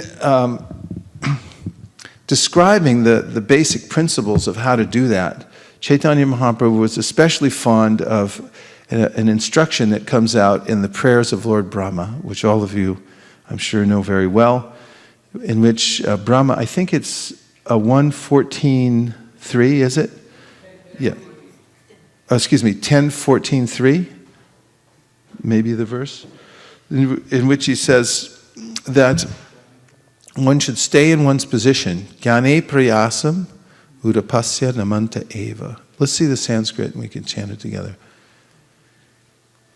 Jnane prayasam udapasya namanta eva. Jivanti sanmukhaditam bhavati avartam. Stane stita shrutikatam tanud hanmanobhir. Ye prayasho jita jito pyasitais trilokyam. And the translation is, those who, even while remaining situated in their established social positions, throw away the process of speculative knowledge and with their body, words, and mind offer all respects to descriptions of your personality and activities, dedicating their lives to these narrations, which are vibrated by you personally and by your pure devotees. They certainly conquer your lordship, although you are otherwise unconquerable by anyone within the 3 worlds. Let's see the purport. Here, the word udapasya clearly indicates that one should not even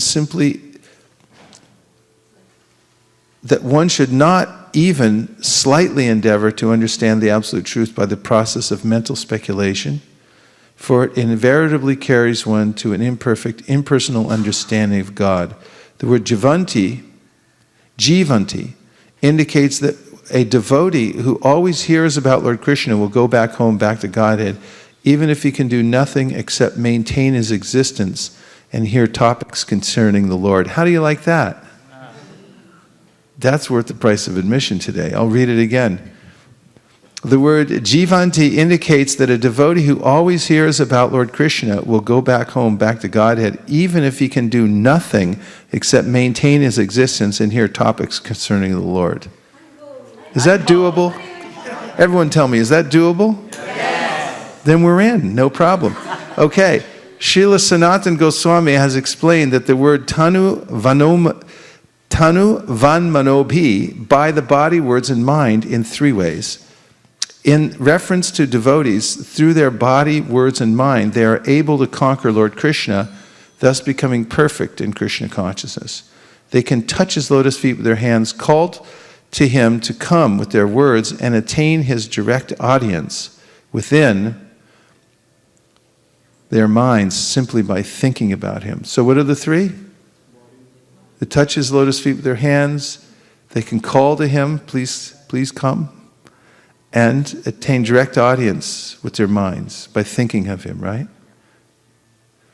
In the case of non-devotees, the words tanu van manobi refers to the word ajita, unconquered, and indicate that those not engaged in the loving service of Lord Krishna cannot conquer the absolute truth by their bodily strength, verbal expertise, or mental power. Despite all their endeavors, the ultimate truth remains beyond their reach. Just an interesting shift in consciousness, because one becomes a devotee, becomes very humble, and simply accepts the path of the Mahajans and hears submissively. Whereas those who have the same facilities with a different mindset set out in the world to conquer nature and say that we're going to wring out the answers from material nature. We're going to make you give it up. This is the scientific method. One way or another, you're giving up the answer. We'll tear it out of you if we have to. In fact, they torture little mice and stuff like that just to find out. Where am I? In reference to the word jitaha, conquered, the words tanu van manobi indicate that the pure devotees of the Lord conquer his body, words, and mind. The Lord's body is conquered because he always remains by the side of his pure devotees.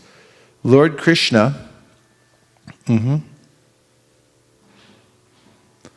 is very difficult. I'm going to have to read from the book from now on. Lord Krishna's words are conquered because he always chants the glories of his devotees, and Lord Krishna's mind is conquered because he always thinks about his loving devotees. Srila Vishwanath Chakravarti Thakur has explained the words tanu van manobi in regard to the word namantaha, offering obeisances.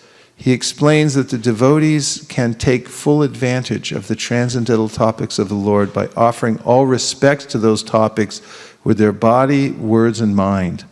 One should engage his body by touching the ground with his hands and head while offering obeisances to the topics of the Lord. One should engage his words in praising transcendental literatures such as Bhagavad Gita and Srimad Bhagavatam, as well as the devotees who are preaching such literatures, and one should engage his mind by feeling great reverence and pleasure while hearing the transcendental topics of the Lord. In this way, a sincere devotee who has acquired even a small amount of transcendental knowledge about Lord Krishna can conquer him and thus go back home, back to Godhead for eternal life at the Lord's side. Everyone please say, Hare Krishna. Hare Krishna. That's so satisfying, isn't it? And to know that you're in the right place at the right time doing the right thing, doesn't that make you happy? Yes. All the other anomalies and difficulties in life are become tolerable then, don't they? And this is partly the idea. There will be many different kinds of twists and turns to our lives. It's guaranteed. As soon as you get a physical body, you're going to be frustrated because we're just not compatible with this kind of energy. It's a lower energy that never quite works out right. You're going to make an astounding point because I can see the ecstasy coming out of you.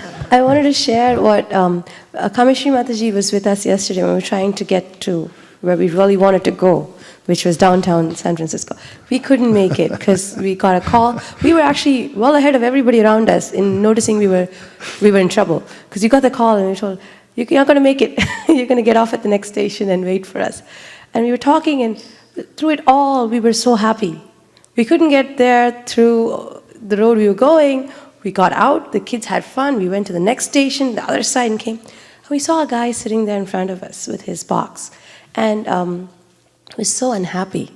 You know, our kids got in the train. He was looking at us like, wow, what are you guys doing here? And me and Kameshri Mataji were sitting there, and we were like wondering, why is that guy so sad? And we thought, well, it's natural. He was trying to get to SFO, and maybe he didn't go. And there was a job he couldn't do, something that upset him. And his whole course of the day gets, it's very easy to be sad in the material world There are so many reasons to not be happy or smile. And we were actually going through quite a lot to get there. But we were having such a good time through all the difficulty. And we really felt so blessed to be doing what we were doing, to be in the service of the Lord. You may be thwarted 1,000 times in trying to do the service of the Lord, but you'll have fun getting kicked or being pushed around. But in the material world, there's no... Yeah, it's nice. It's a good metaphor also. A devotee who gave a class at Govardhan during Kartik mentioned that at every stage of one's devotional life, there are encouragements, encouraging signs that come from the Lord. It's not that just only when you reach a higher level, then you really have a higher taste. Of course you do, but there are relatively higher tastes at every level. And even as one starts the journey, just knowing that you're trying to go there, even though there are impediments blocking you, you can be blissful, and you're still happy. Now, as far as some practical items, and I promised through the title, Down-to-Earth Principles for Personal Growth. Everyone was wondering, is he actually going to do it, or is he going to cheat us once again? Here are a few ideas. Actually, the first of these principles, these are very practical principles that I've thought about a lot, and then that I practice myself, tend to guide how I conduct my days. So the first principle is that one should search out great ideas, because ideas are like seeds, and the great ideas that we get in our life are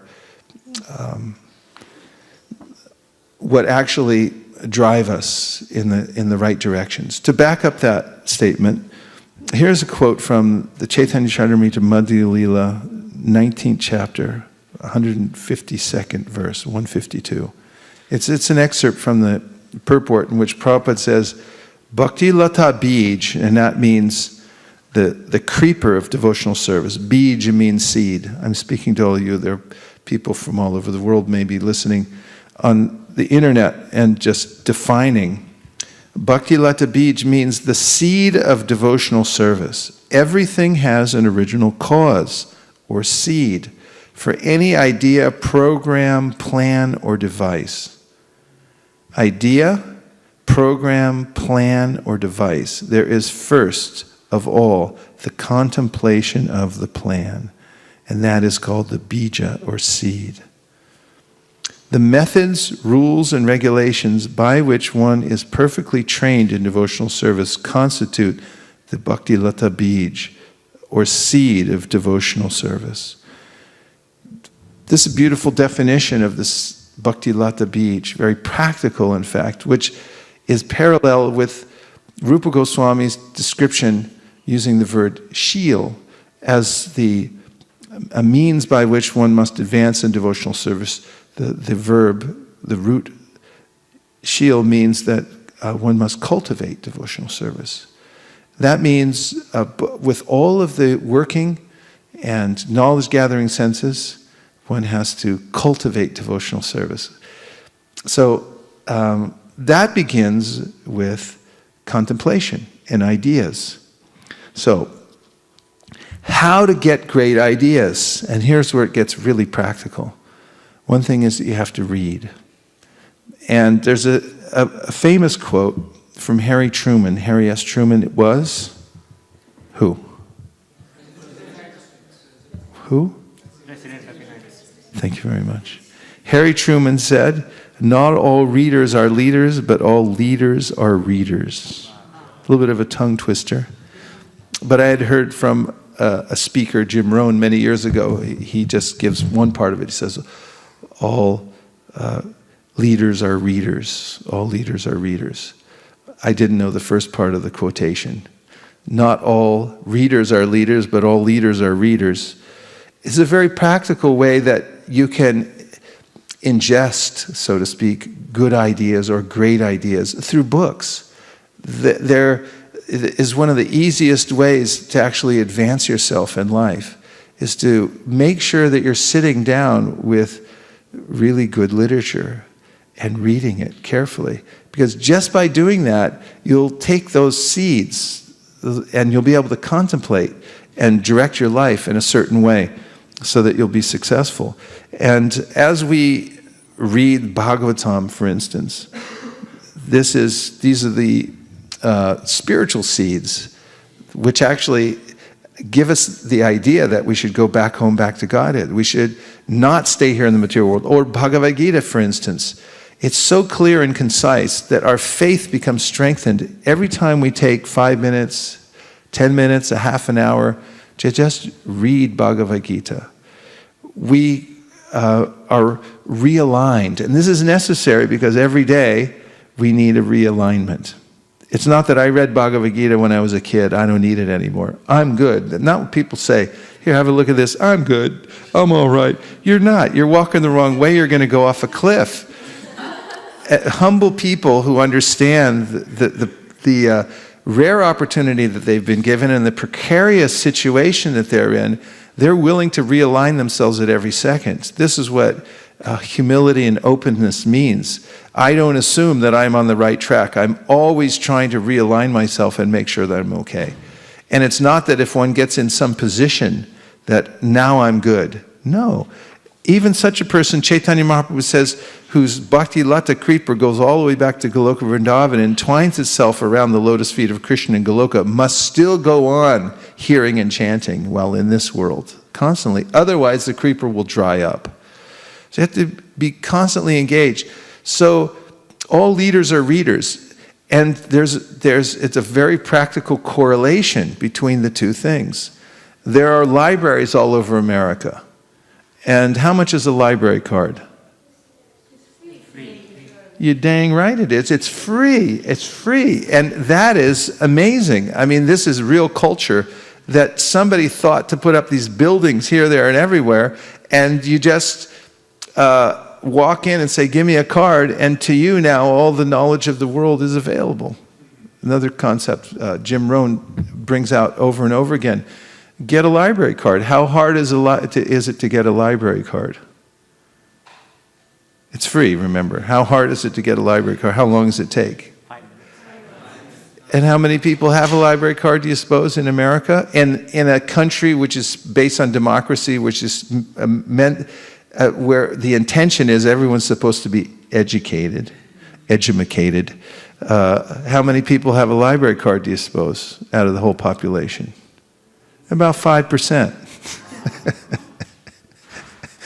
People read the backs of cereal boxes, or they get their information from all kinds of disparate places in the world. And what kind of ideas do they get there?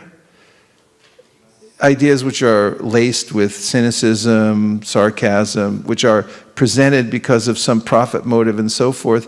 And when those seeds go in the heart, they direct people in a way contrary to their actual interest in life. So we have to realign ourselves by finding who are the actual teachers and get those books, sit down with them and read them. And if you want to fortify yourself regularly, you have to read. And this is a very practical thing. I mean, there are stories in the secular world. Abraham Lincoln was born into poverty and obscurity. And he had to walk to school every day in the snow in Illinois. And that's cold in Illinois.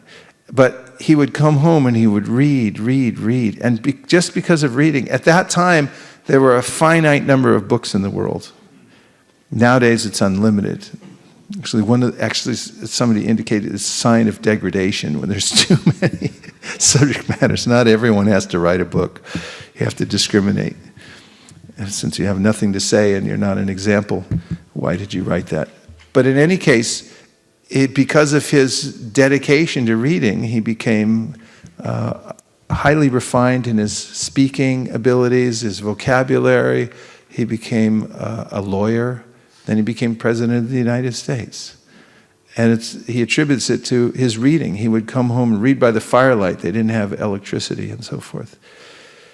Don't take it for granted that just because you have books piled high in your house that you'll by osmosis, it'll go in. You have to take time. You have to actually sit down and engage yourself, engage your mind. It's important. And you will be improved on every level of your life just by reading. This is a very practical thing. And if you want to learn about all the great arts of the world.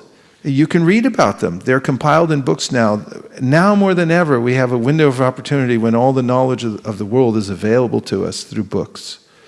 So take advantage of it. Plan your year around what you're going to read and take in those kinds of seeds that will take you to where you want to go. Don't simply go arbitrarily. Mukaravind. Maharaj, when we go often door to door, people have this excuse that then they correlate with their company life, that whenever there is some problem, then they read and then they found the solution, and that is the better way to learning. So similarly, Is the what? better way of learning, like if when you have problem, then you read and then get the solution instead of preparing yourself before. That is the common excuse. Great discoveries come only unto the prepared mind. So if you want to, it's not the most efficient way of managing is waiting until there's a problem and then trying to confront it. I've seen that in certain groups who manage. They just deal with crisis management. Problem comes up, we'll deal with it then. Although that's another way of looking at it, but the fact is we have problems on all sides. It's just recognizing ahead of time, being preemptive and realizing that we have a bigger problem. And being prepared is actually more intelligent than waiting until something happens. But whatever way, my main point is there's a way in which obviously you could solve problems by reading. However, you're motivated. The point is, schedule it for yourself and take advantage of the fact that you can read. Mark Twain said, a person who doesn't read great books is no better than somebody who can't read. Harivamsha Prabhu.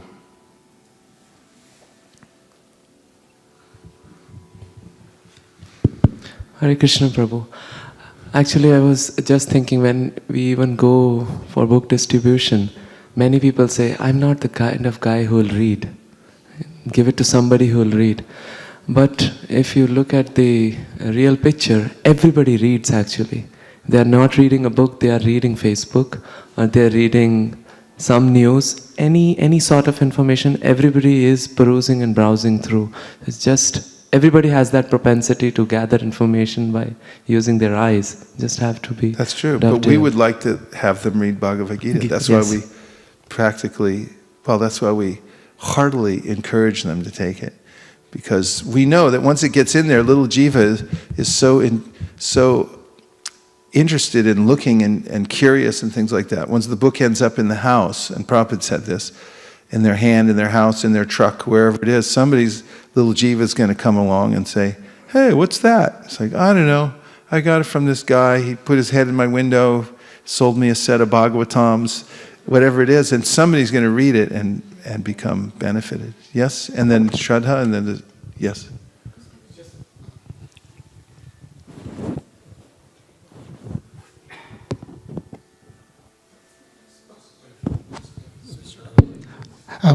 Prabhu, just wanted to share yesterday's 3 distinct experience on the book reading habits. The one person, one lady actually, she said, oh, I have Bhagavad Gita. I don't know. I think I have Bhagavad Gita. As from India, it was a little discouraging. But the message was, I was trying to say, this is different, right? It's as it is, but she was not interested. But there's another person, another lady. She said, oh, are you guys giving this free? I'm a good reader. I love to read. Give it to me. I'll read it. As you mentioned, some people have a habit about reading. I was so encouraged. She was so happy to accept a book. She said, I love to read. I'll definitely read this one. And there's a third person who got the book. He said, I have been waiting for this book. And he mentioned that he used to go to Berkeley, he used to sew. He don't see Hare Krishna's guy anymore there.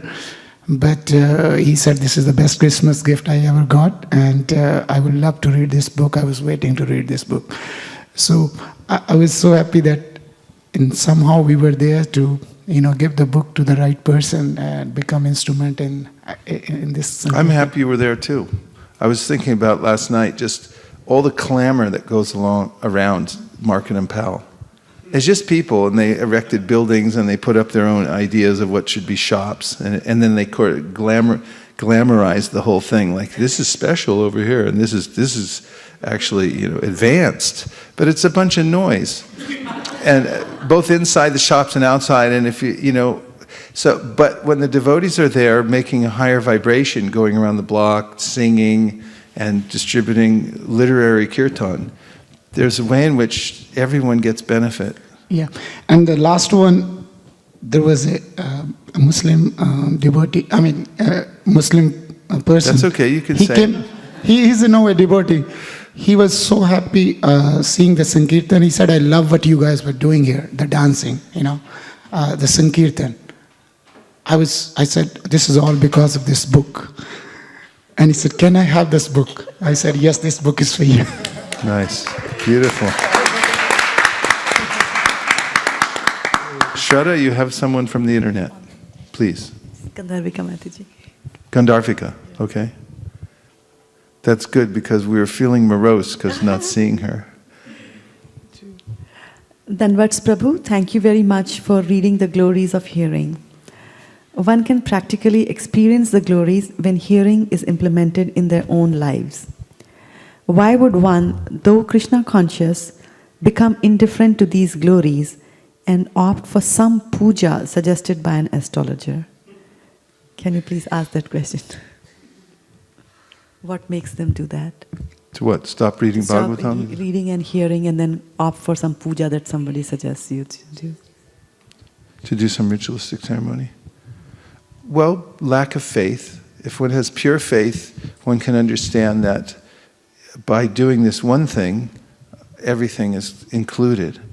And not just, some secular puja or something, to appease some demigod, but any kind of extracurricular endeavor indicates that one believes I need to supplement or something like that. But in pure faith, one simply concentrates on Krishna and chanting Hare Krishna. Prabhupada would give this as the panacea, the medicine that will cure all the diseases. You take this one pill and forget all these other extra pills. You can take this one pill, it'll cure all the diseases. And this is the definition of pure faith, understanding if I take shelter here, if I read Bhagavatam, then I'll get everything.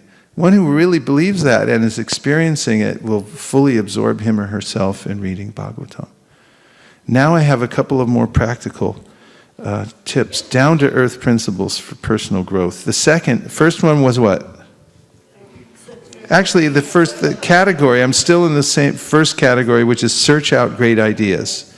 Look for them, find out great ideas. And the first thing I recommend is very practical and down-to-earth, I hope, which is to read. Be a reader. All leaders are readers.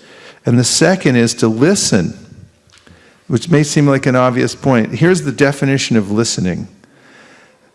To give one's attention to a sound, or to be alert and ready to hear something. That's what listening means. It's a little bit more active than just letting the sound go by. Listening is more than passively receiving someone's words. It is actually searching for the speaker's intended meaning, listening very carefully. So, reading and listening are very important. And listening means active listening. In whatever way you can focus your mind while you're listening and really try to get from the speaker what's being said. And there is a case for asking questions to clarify, as we see throughout the Bhagavatam, and pausing to look carefully at certain points that are coming out while you're listening. And the third point in searching out great ideas, because you can go and look for them. You don't have to wait till they come knocking at your door, which they may not do for some time. And that's to study. And this is also an interesting concept of studying. If you want to improve yourself in any aspect of your life, you make a study of it, correct? Like how many of you have specialized in some kind of discipline in your professional lives? Anybody? Hey, come on, Duke University. somebody, you specialize, you go there, and what do? You can't know everything about everything, but you can, if you're interested in improving yourself in a certain way, make a study of it. If you want to, for instance, if those who want to be wealthy, they study wealth. Where does wealth come from? If people complain all the time, I don't have any wealth. They say, have you studied it, how to get wealth? Or where it comes from or anything like that? No. Then what are you doing? Well, I'm buying lottery tickets. My economics teacher used to say, lottery is called, in the internal circles of economists, it's called a tax on the stupid. So if you want to be stupid, just go by default in life. But if you want to actually come in contact with great ideas and you want to improve yourself in a certain way, study. Find out what you're looking for, what do you want, and then study it. It's all available to you through reading and listening, whatever you want to do. These are practical, down-to-earth things, and you can change your life in this way. Just as when you go to university, they tell you, here's all your possibilities, all the things you can study. You can look at this and that. And you can go deeply within a subject matter. You can design your own life. Decide what you want to specialize in life. Decide what you want to know, where you want to go, and then study it. Make a study of it. It's all available. It's all written down. The Mahajans have already showed and spoken on all these kinds of things. And even in the secular world, if you need to supplement some part of your life, for instance, I'll get to the last point, which is exercise. You have to exercise and stay healthy. It's a very down-to-earth practical thing. Everyone should exercise. You've been given a robot to take care of this lifetime. You better take care of your robot. Otherwise, it's actually an offense. You're given such a nice machine delivered to you, biological robot, and then you don't take care of it. You just run it down into the ground. Not very good. So if you want to find out, how do I take care of the robot? You get a book on robot care, a book on exercise. It'll tell you how to take care of your robot.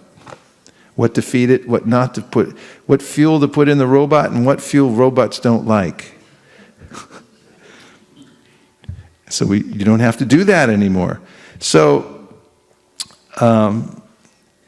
the power of hearing and listening from this verse, which I've read many times, but it's so poetical and pointed to this aspect of advancing in life in a practical way by listening, hearing with attention, is from the Srimad Bhagavatam, 1st Canto, 3rd chapter, 44th verse.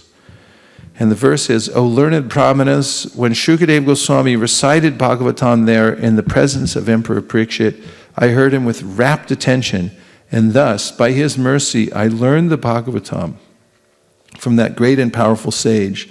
Now I shall try to make you hear the very same thing as I learned it from him, and as I have realized it. Purport to 1.3.44. Purport to 1.3.44. One can certainly see directly the presence of Lord Sri Krishna in the pages of Bhagavatam if one has heard it from a self-realized soul like Shukadeva Goswami. One cannot, however, learn Bhagavatam from a bogus hired reciter whose aim in life is to earn some money out of such recitation and employ the earning in sex indulgence. No one can learn Srimad Bhagavatam who is associated with persons engaged in sex life. That is the secret of learning Bhagavatam. Nor can one learn Bhagavatam from one who interprets the text by his mundane scholarship. One has to learn Bhagavatam from the representative of Shukadeva Goswami and no one else.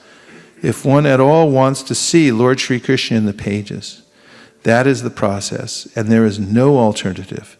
Sutta Goswami is a bona fide representative of Shukadeva Goswami because he wants to present the message which he received from the great learned Brahmana. Shukadeva Goswami presented Bhagavatam as he heard it from his great father, and so also Sutta Goswami is presenting Bhagavatam as he had heard it from Shukadeva Goswami. Simply hearing is not all. One must realize the text with proper attention. The word Navishta means that Sutta Goswami drank the juice of Bhagavatam through his ears. That is the real process of receiving Bhagavatam. One should hear with rapt attention from the real person, and then he can at once realize the presence of Lord Krishna in every page. The secret of knowing Bhagavatam is mentioned here. No one can give rapt attention who is not pure in mind. No one can be pure in mind who is not pure in action. No one can be pure in action who is not pure in eating, sleeping, fearing, and mating. But somehow or other, if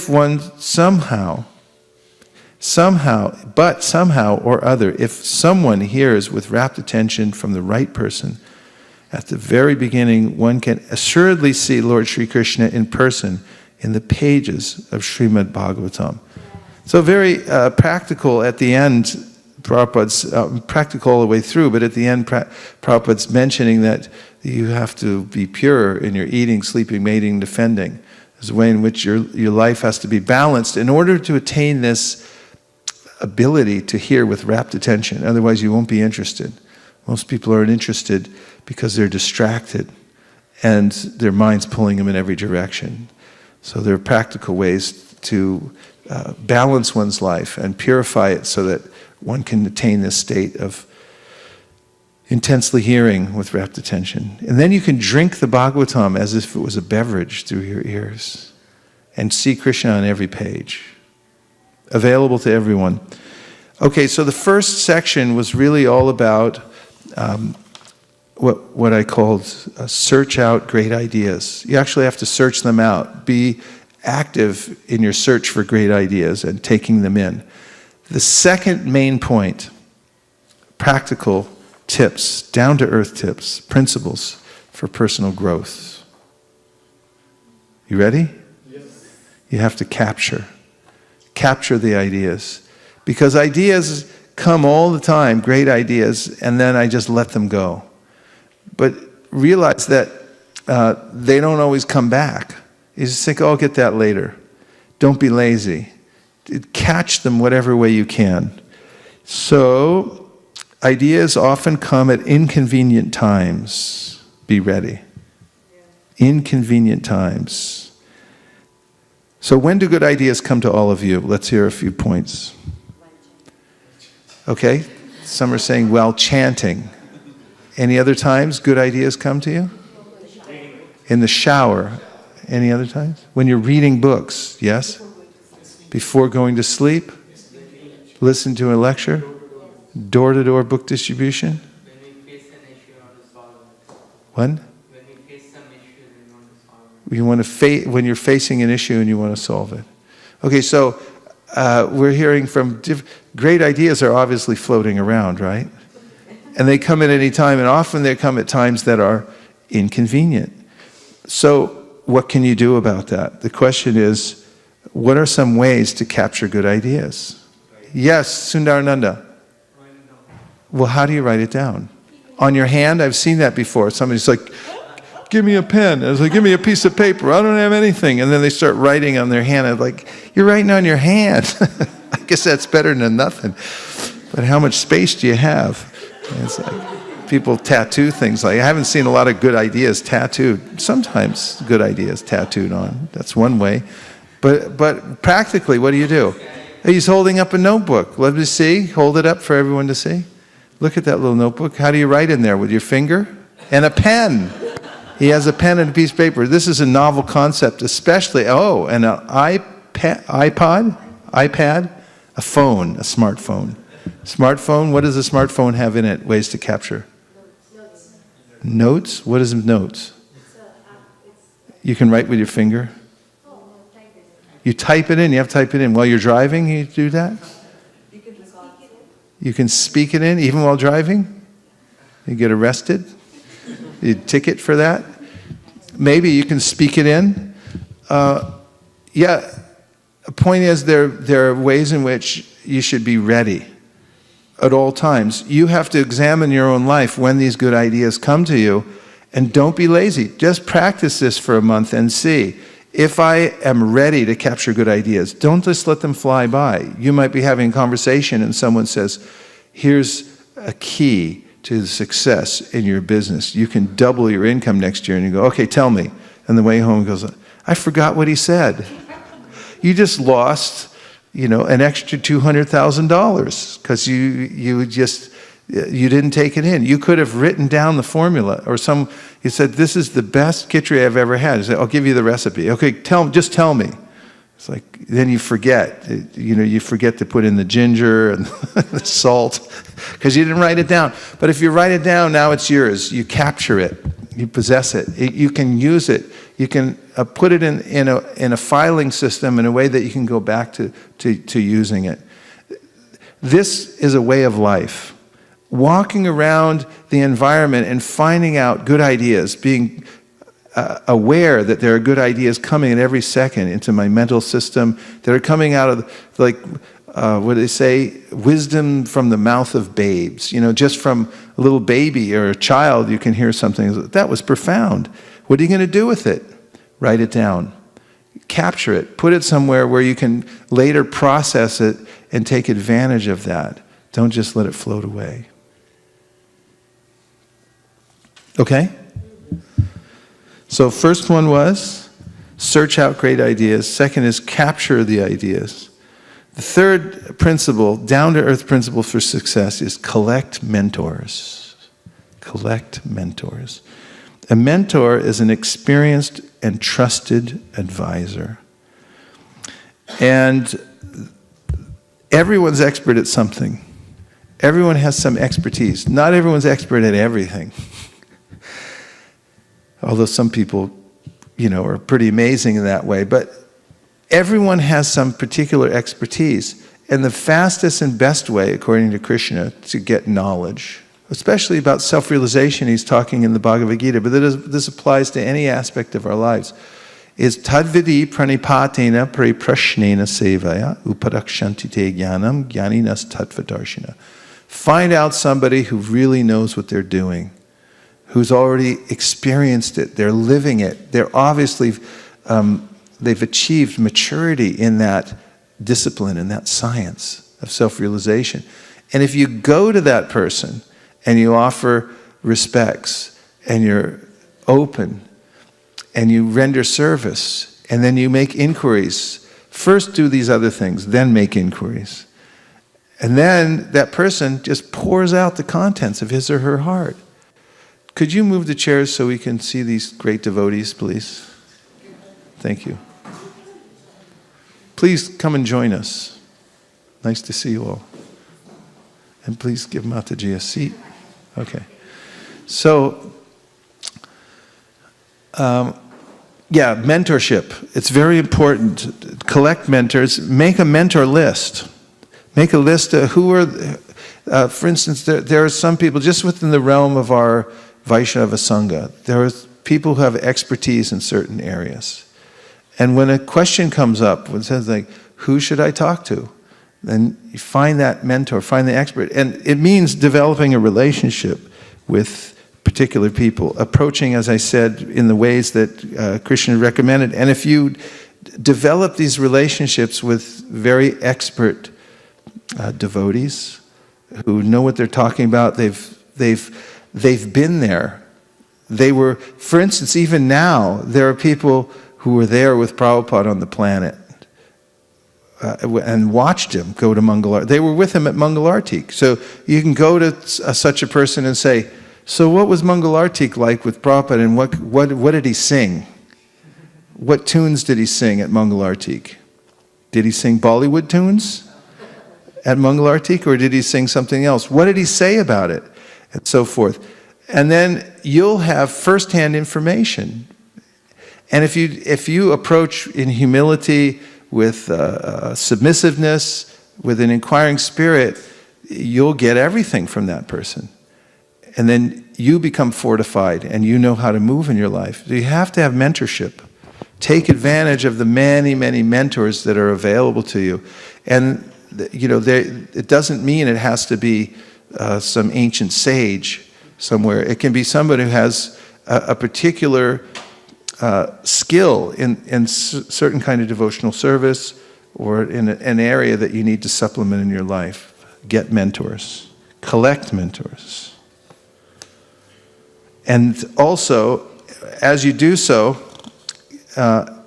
questions will come up in your life. And you can then write down the questions. And I say frequently that in the course of Vaishnava Sangha, when you're having very intense and regular Krishna Katha, one of the best things that can come out of that, and a result that comes out from that, is that you'll have more questions than answers. That's what it means to have this kind of Vaishnava Sangha. You actually discuss things thoroughly threadbare, and then a question will come out and say, now I have to answer this question. How am I going to answer it? So you may read the whole Bhagavatam all over again and wait till you find the answer, or you may add that question to your mentor's list and say, this person can answer the question. They've already researched it, and then you can keep a list of your questions, and then you'll be able to answer them quickly. I had that recently. We were having discussion in Govardhan. We were reading the chapter of liberation of Sarvabhauma Bhattacharya. And Sevanishta Prabhu just happened to be there for the day, and he heard one section of the Bhagavatam, of the Chaitanya Charitamrita, in which there was a discussion between Gopal Acharya and Gopinath Acharya and Sarvabhauma Bhattacharya about how there's no incarnation of the Lord in Kali Yuga. This was the claim of Sarvabhauma Bhattacharya and his followers. They said, how can you say Chaitanya Mahaprabhu is God? Because he's Tri Yuga, he doesn't come in Kali Yuga. And then there was explanation about how the Leela avatar doesn't come in the Kali Yuga. But then in the purport, Prabhupada lists Rupa Goswami's Leela avatars, and it includes Buddha and Kalki. So Sevanishta said, well, wait a minute, just they came in Kali Yuga and so forth. So I looked, I searched, tried to find, because this is something that comes up regularly. So I went and talked to Mukunda Dato Prabhu, who's very focused on the scripture. He's on the Shastric Advisory Committee because he's an excellent researcher and knows Sanskrit and so forth. So I told him my conundrum. I said, can you please tell me the answer? And then he did. He went and he researched it. He went deep into the Laghu Bhagavatamrita, which he's recently edited and will be coming out sometime soon. And he brought back the answer, saying that actually there's an overlap, that these Leela avatars only come infrequently. So sometimes they're considered Leela avatars, sometimes they're called Kalpa avatars. And different acharyas have various views about whether they're Leela or Kalpa avatars, and therefore it can go either way. Yes? Oh, I don't know. That I have no control over. I tried to control the situation as I do in most cases, but didn't get anywhere. Okay, so what's the third? Collect mentors. What's the first? Search out good ideas. Second? Capture ideas. And within searching out good ideas, there are two practical subdivisions. Read, because all leaders are readers. And listen. Learn how to listen with rapt attention. And third is study. And also study. If you want to know something about it, really make a study of it. You should go to the library. I mean, I know there's Google these days, but you could go to the library and you tell the librarian, they're down there working for you. You have your own personal librarian, you know that? You can go down there and say, find me everything on the history of Khichdi. And they'll find it for you. They'll pull it all out, and you could find every Khichdi recipe. You could become the world's Khichdi expert. The history of Khichdi, everything anybody said about it, every recipe that was ever made. You could become world famous for that, actually. Anybody wants to know about Khichdi, they would call you. You could write a book about Khichdi. Give lectures worldwide about Khichdi. How? You study it. If you study Khichdi, you'll become an expert in Khichdi. And I think that's a good idea, personally, because I like Khichdi too much. You go too? Jamuna. Oh. You mean the cookbook? She did the research. There you go. There's your mentor. Yes? It's online question from Sudeep Prabhu. Hare Krishna, amazing class, very enlivening. The verse where it mentions about Jivanti, is my understanding correct that yes, one can go back to Godhead by simple hearing, but as one hears more and more, one becomes engaged in loving service, and then in turn makes one to hear even more and more. So it has a cyclic effect. That was a comment? Yeah, that was his question, whether his understanding is correct or not. If you go on hearing, then? One become engaged in loving service. Yes. And that in turns makes one to hear more and more.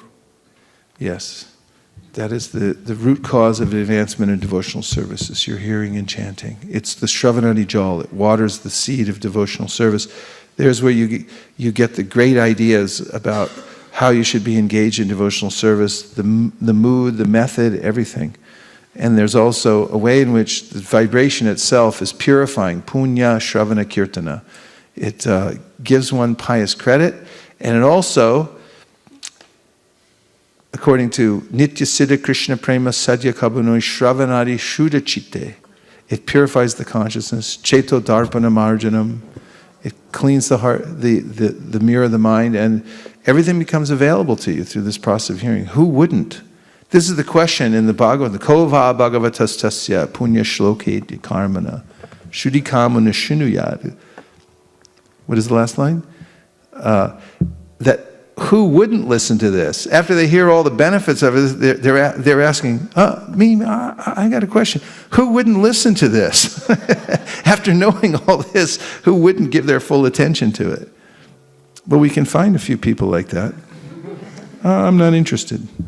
I was asking a lady yesterday, I started to show her the book, she said, I'm not interested. I said, which aspect of this are you not interested in? Sometimes we present the Higher Taste cookbook and they say, I don't believe in that. And they say, which recipe don't you believe in? That was Bopadev. You said, well, yeah, which recipe don't you believe in? Is it the cheesecake? Okay, next one, number 4, is to reinvent yourself. With thoughtful foresight, take control of who you are and where you're going. Otherwise, you'll be driven by the force of the modes of material nature in any direction. Who knows what direction? Decide, frame or be framed. Say, this is my life. Otherwise, someone else will come along and say, no, this is your life. You get to decide.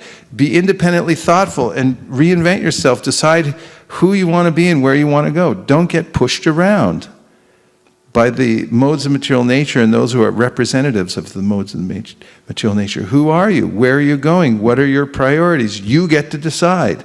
And how do you do that? Take out a piece of paper, a big piece of paper, legal size pad, and a pen, nice ballpoint pen that glides across, and sit down by yourself. This is another side tip.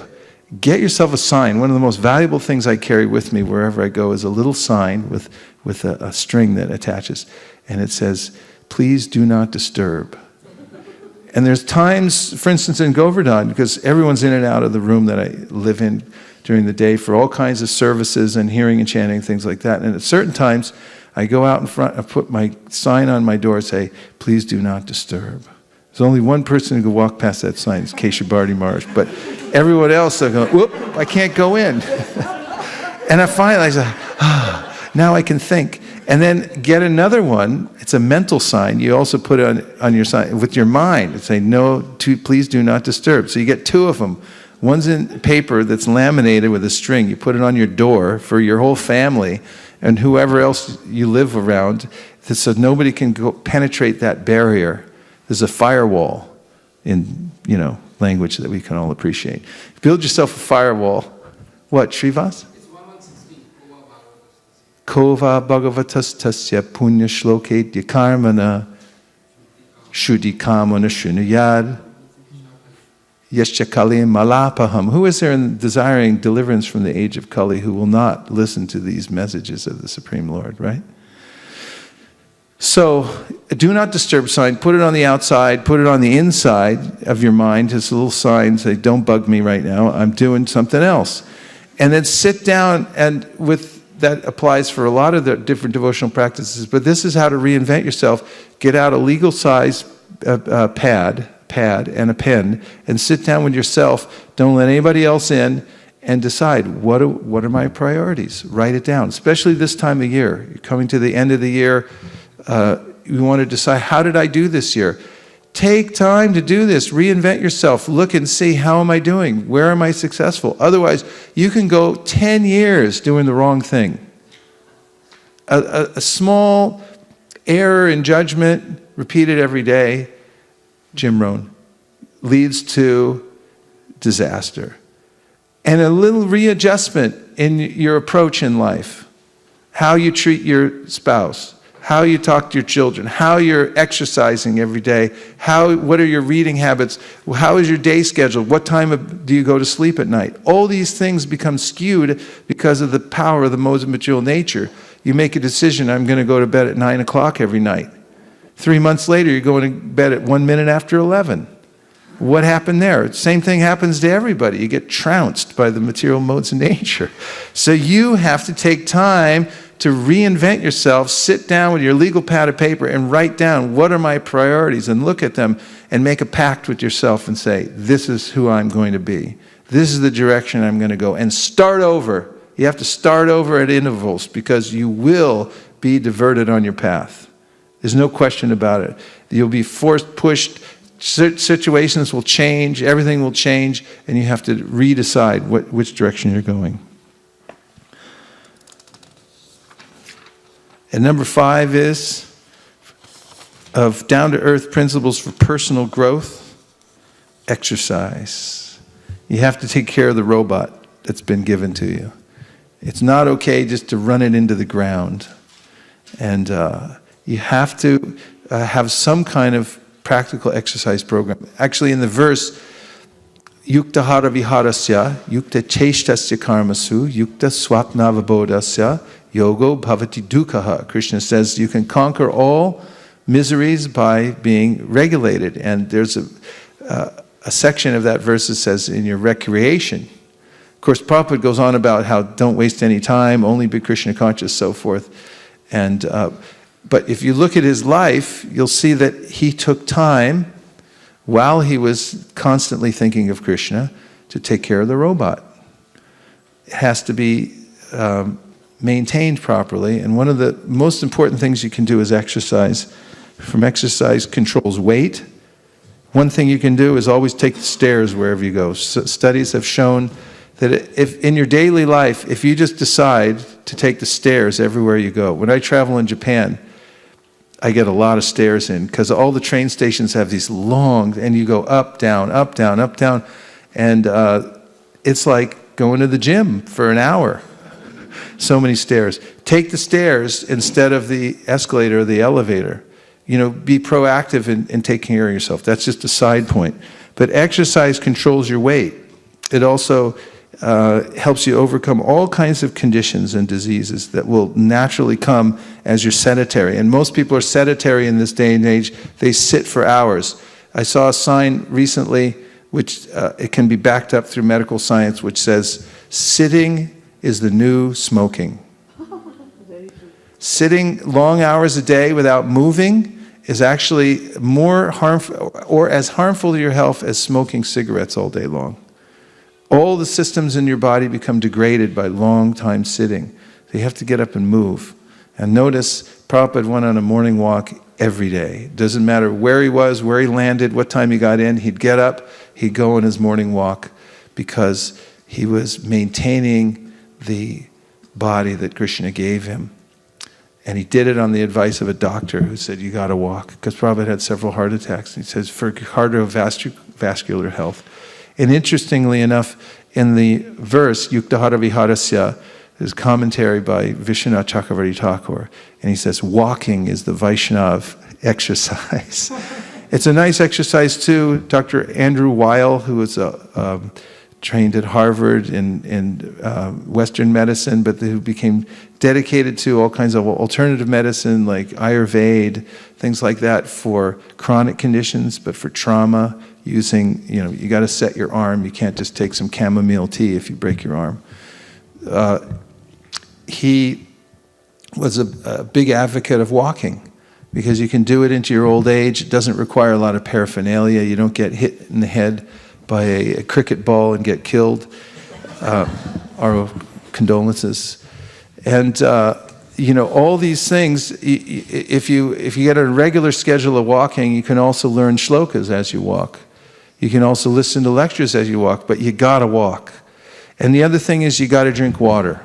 Soda, especially Fanta, Thumbs Up, Campa-Cola, is poison. So is any of these other kinds of things, the sugar drinks, they get your pancreas involved. They're very unhealthy. You don't need them. Your body doesn't want them. Every cell in your body is sitting down there going, give me some water. And then here, down the hatch, here comes some Fanta. And every cell in your body is screaming and going, oh, you're killing me. So drink water, especially when you wake up in the morning. Ayurveda recommends, as soon as you wake up in the morning, just after you clean your mouth, then drink large amounts of water.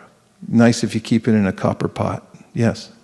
I was just going to comment that one thing that takes care of climbing the stairs and walking is book distribution. It can, yeah, but a lot of standing also.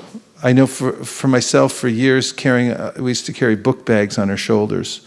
For years, I carried book bag on my shoulder, and I stand in one place.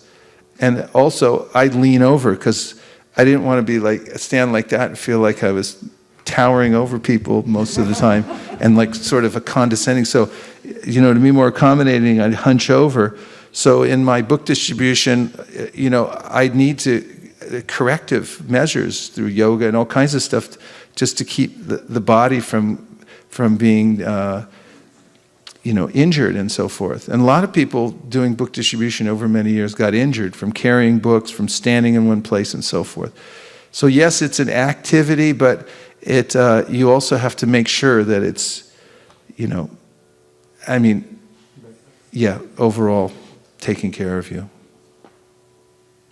Drink water. It's really important. One of the most fundamental things that you can do for your health is drink water, and lots of it every day. Your body, every cell in your body runs on water. Your lumbar system is a hydraulic system. It actually, it's spongy because it has water in it. And many people suffer from chronic dehydration. They drink less water than they need every day, and therefore, over a period of time, all the organs become starved of water, including their brain. And the brain's, all the cells, you can just imagine, they start to shrink. Robot needs water. You have to, robot's going, water, I need water. And then Fanta soda comes down the hatch. And every cell is screaming, don't give me this, give me water. So you have to walk, you have to drink water, and these things are an aspect of success, overall down to earth, practical aspect, major part of the strategy for staying in the game throughout your life and not getting some debilitating disease that will distract your attention more than anything. Some people think, well, I have to invest all my time in my spiritual life and therefore I don't have time to exercise. It's a material thing. But actually, that's penny-wise, pound-foolish, because later on, when your body grows ill and you can't move around, then you'll spend an inordinate amount of time trying to take care of yourself, and a lot of your money and resources will go into just maintaining your health. Better to start when you're young and have a health regimen, which is very mature, and it follows in the footsteps of Srila Prabhupada, who was religious about the way in which he walked. He also got massage twice a day, which he called yoga for old people. But if you can do other kinds of exercise and at the same time listen to lectures, memorize shlokas and things like that, but do it regularly and scientifically. So just to review, finally, the first of the down-to-earth principles for personal growth is to search out great ideas, and that includes reading, listening, and studying. Second is Capture ideas. Don't let them just float on by. Have a means to capture them. I have a little notebook and my mechanical pencil right here, ready to go. This book costs 500 yen in the Tokyo airport, Narita. But there are more ideas. It's $5. But there are ideas in here worth more than $5, I guarantee you. Try to find ways to capture the things that come by. Don't be lazy. Get them while you can.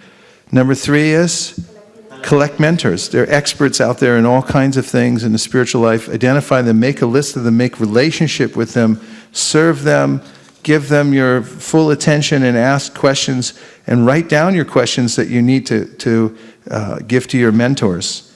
And then you'll always be fortified with expert knowledge that's pre-digested. It'll come to you as a smoothie. And number 4, reinvent yourself. Don't let the modes of nature just take you drifting one way or the other. You get to decide. You sit down with your legal pad and a pen and decide the way your life's going to be and redefine what time you go to bed, redefine how many hours a day you do your sadhana, how you do your sadhana, how you relate to the world, and so forth. And the final one, which is so practical, isn't it? Have you ever heard it in a Bhagavatam class before? I might be drummed out of ISKCON after this. No Fanta, soda. Although one time I did eat 84 glubjamins. I've retired. Yes.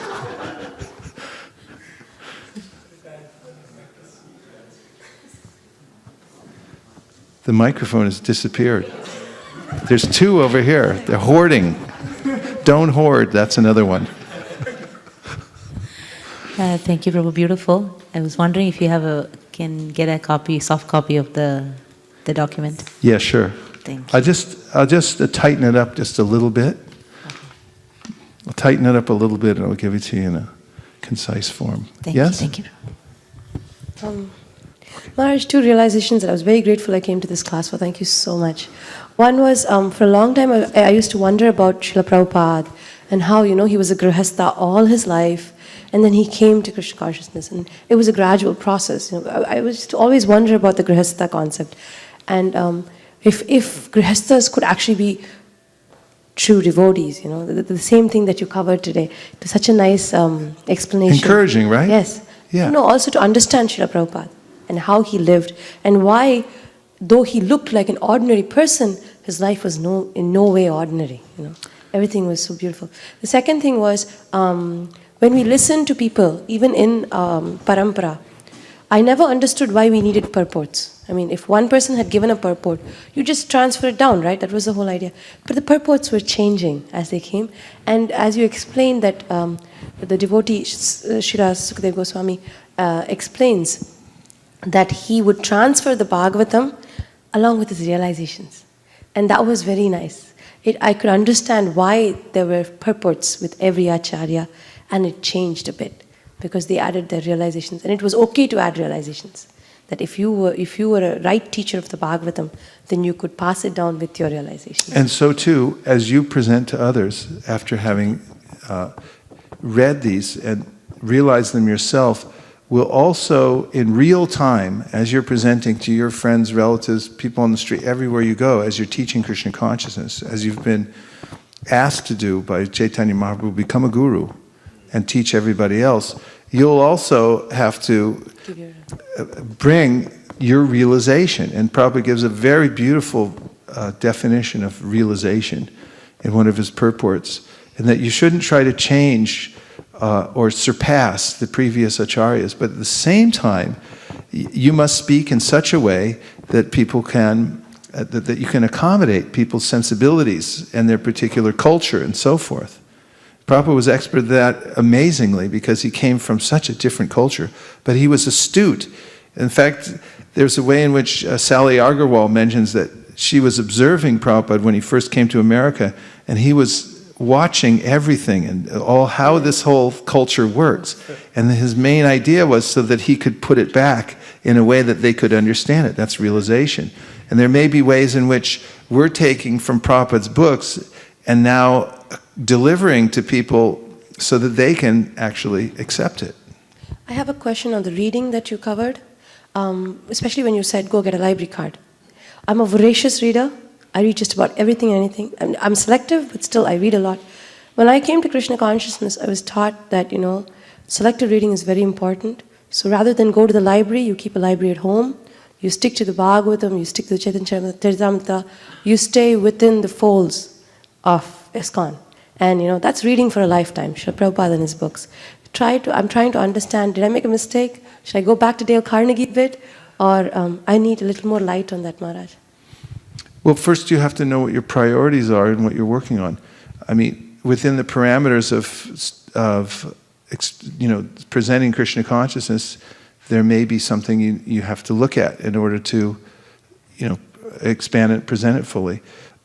Really, we focus our attention on Krishna through the Bhagavatam, Bhagavad Gita, and so forth.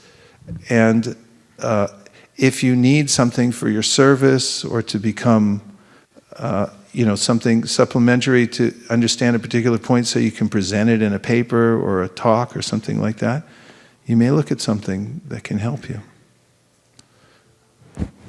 Yeah.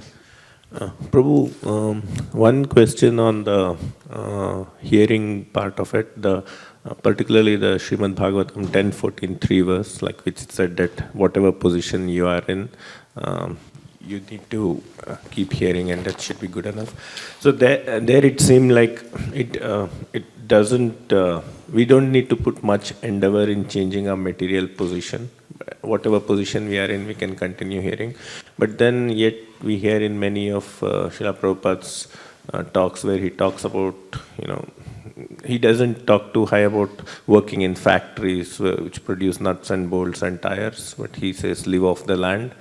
So this seems a bit of something which I'm not able to 18th chapter of the Gita, in the very beginning, Prabhupada talks about how even if someone works in a factory, if they dedicate their work to the Supreme Personality of God in their life, then there's no impediment whatsoever. It's a general statement about society that there are factories, that things are misaligned, because better, Krishna says in the Gita, we produce food grains. Then bhavanti bhutani, right? Produce food grains, that solves all the problems. Nowadays everyone's trying to get air conditioning, and that leads to a lot of problems. Everyone wants to live like a king. And now the rain is stopping because there's not enough yajna. What are you going to do then? And so forth. So he makes general comments about, you can't eat nuts and bolts. But for an individual person who's in a certain position, he can connect that to the Supreme Personality of Godhead.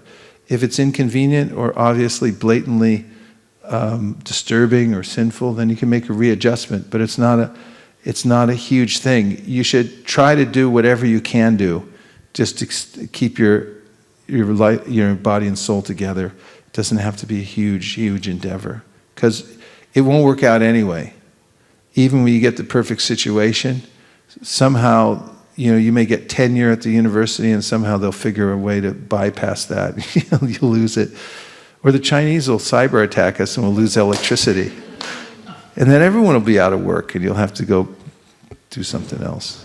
So the material world is an unbalanced place. Don't put a lot of faith in it, but do what you have to do to get by, but connect it to Krishna. And with that, the last point, Prashant? Yeah, Hare Krishna, Prabhuji. Hare Krishna. I would like to share my experience about having a mentor that you talked about earlier, right? So a few years ago when I moved here from LA, I came to the temple and I was like, I saw this mad rush that the devotees had towards the service.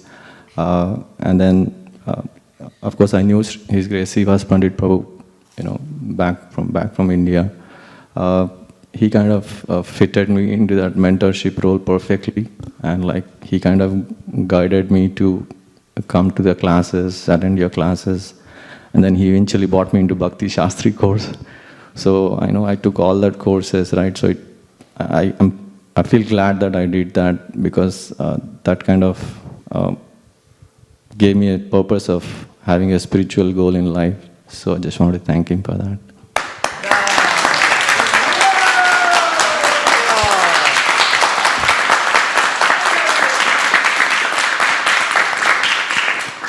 Srivas Pandit Prabhu, mentor to many.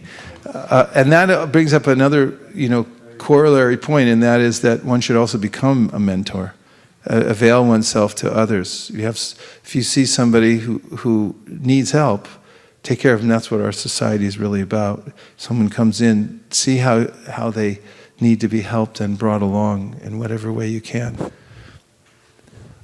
Okay, really the last point.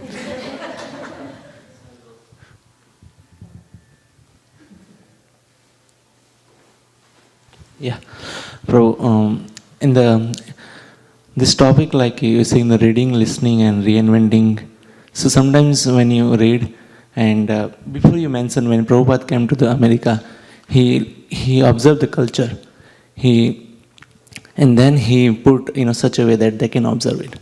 So now the devotees here, sometimes they have some ideas for preaching, or have some ideas to present the kirtan in different way. So there is a barrier between authorized way or idyllic way.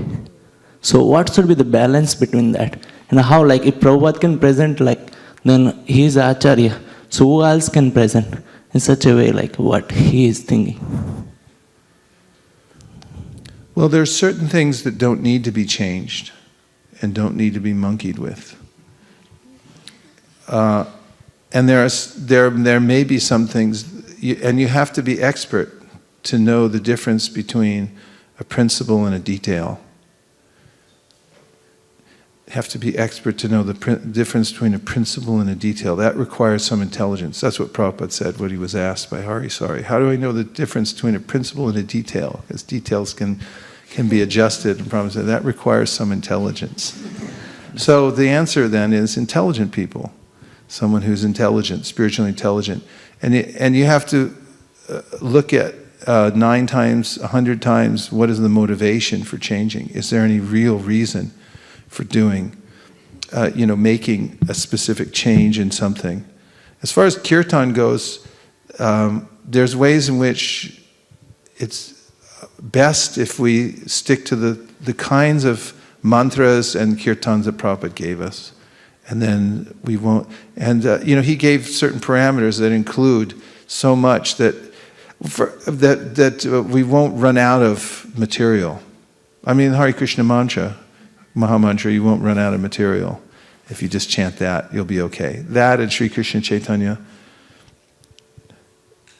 And also there are living experts who are good devotees, who are following the parampara and are having success in various areas. And before we invent our own new way, better to talk to people who are expert, who are getting good success and who are in good standing, and consult with them first. This is one of the areas for mentorship. Is if you think you have a new detail or you're changing something for the better because you think it'll adapt, good to check in with a few mentors first. Whenever you're trying to make a decision, it's good to talk to several people. Because if someone asks you later, why'd you change? I'd say, well, I just talked to 5 people. I had this happen at a GBC meeting when I did something. But fortunately, I talked to the chairman of the GBC party, who said, yeah, go ahead and do it. So I was clean when they came out on me and said, why'd you do that? And I said, well, I talked to him. And he was like, oh, yeah, I said it was okay. That's one thing. In spiritual circles, you want to make sure that you that you cover yourself by talking, and you want to be assured by triangulating and making sure that you're getting good advice from people who realize before you willy-nilly go off and start thinking, I'm the next Acharya, I'm going to make a new decision. Let's change it like this or like that. That's not so much wanted or needed. Too many changes like that. But there may be ways in which if you see an obvious need and then you check it with what Prabhupada said, if he said, absolutely don't change this one thing, this cannot be changed. This is a principle, not a detail. If you can't find that, then talk to experts who are around. You might find some more detail that they say, oh, Prabhupada said on this occasion it could be, on that occasion it can't be. This is recently a big turmoil about, revelation that Prabhupada said Radharani's lotus feet should never be shown. But we always show them on Radhashtami, and then there's a big fight. And then you go into deeper research mode and start talking to everybody that you can who's still on the planet who, Prabhupada might have told them something, or there may be some other writing. Then you have to get really detailed. There's a lot of things like that as we move forward.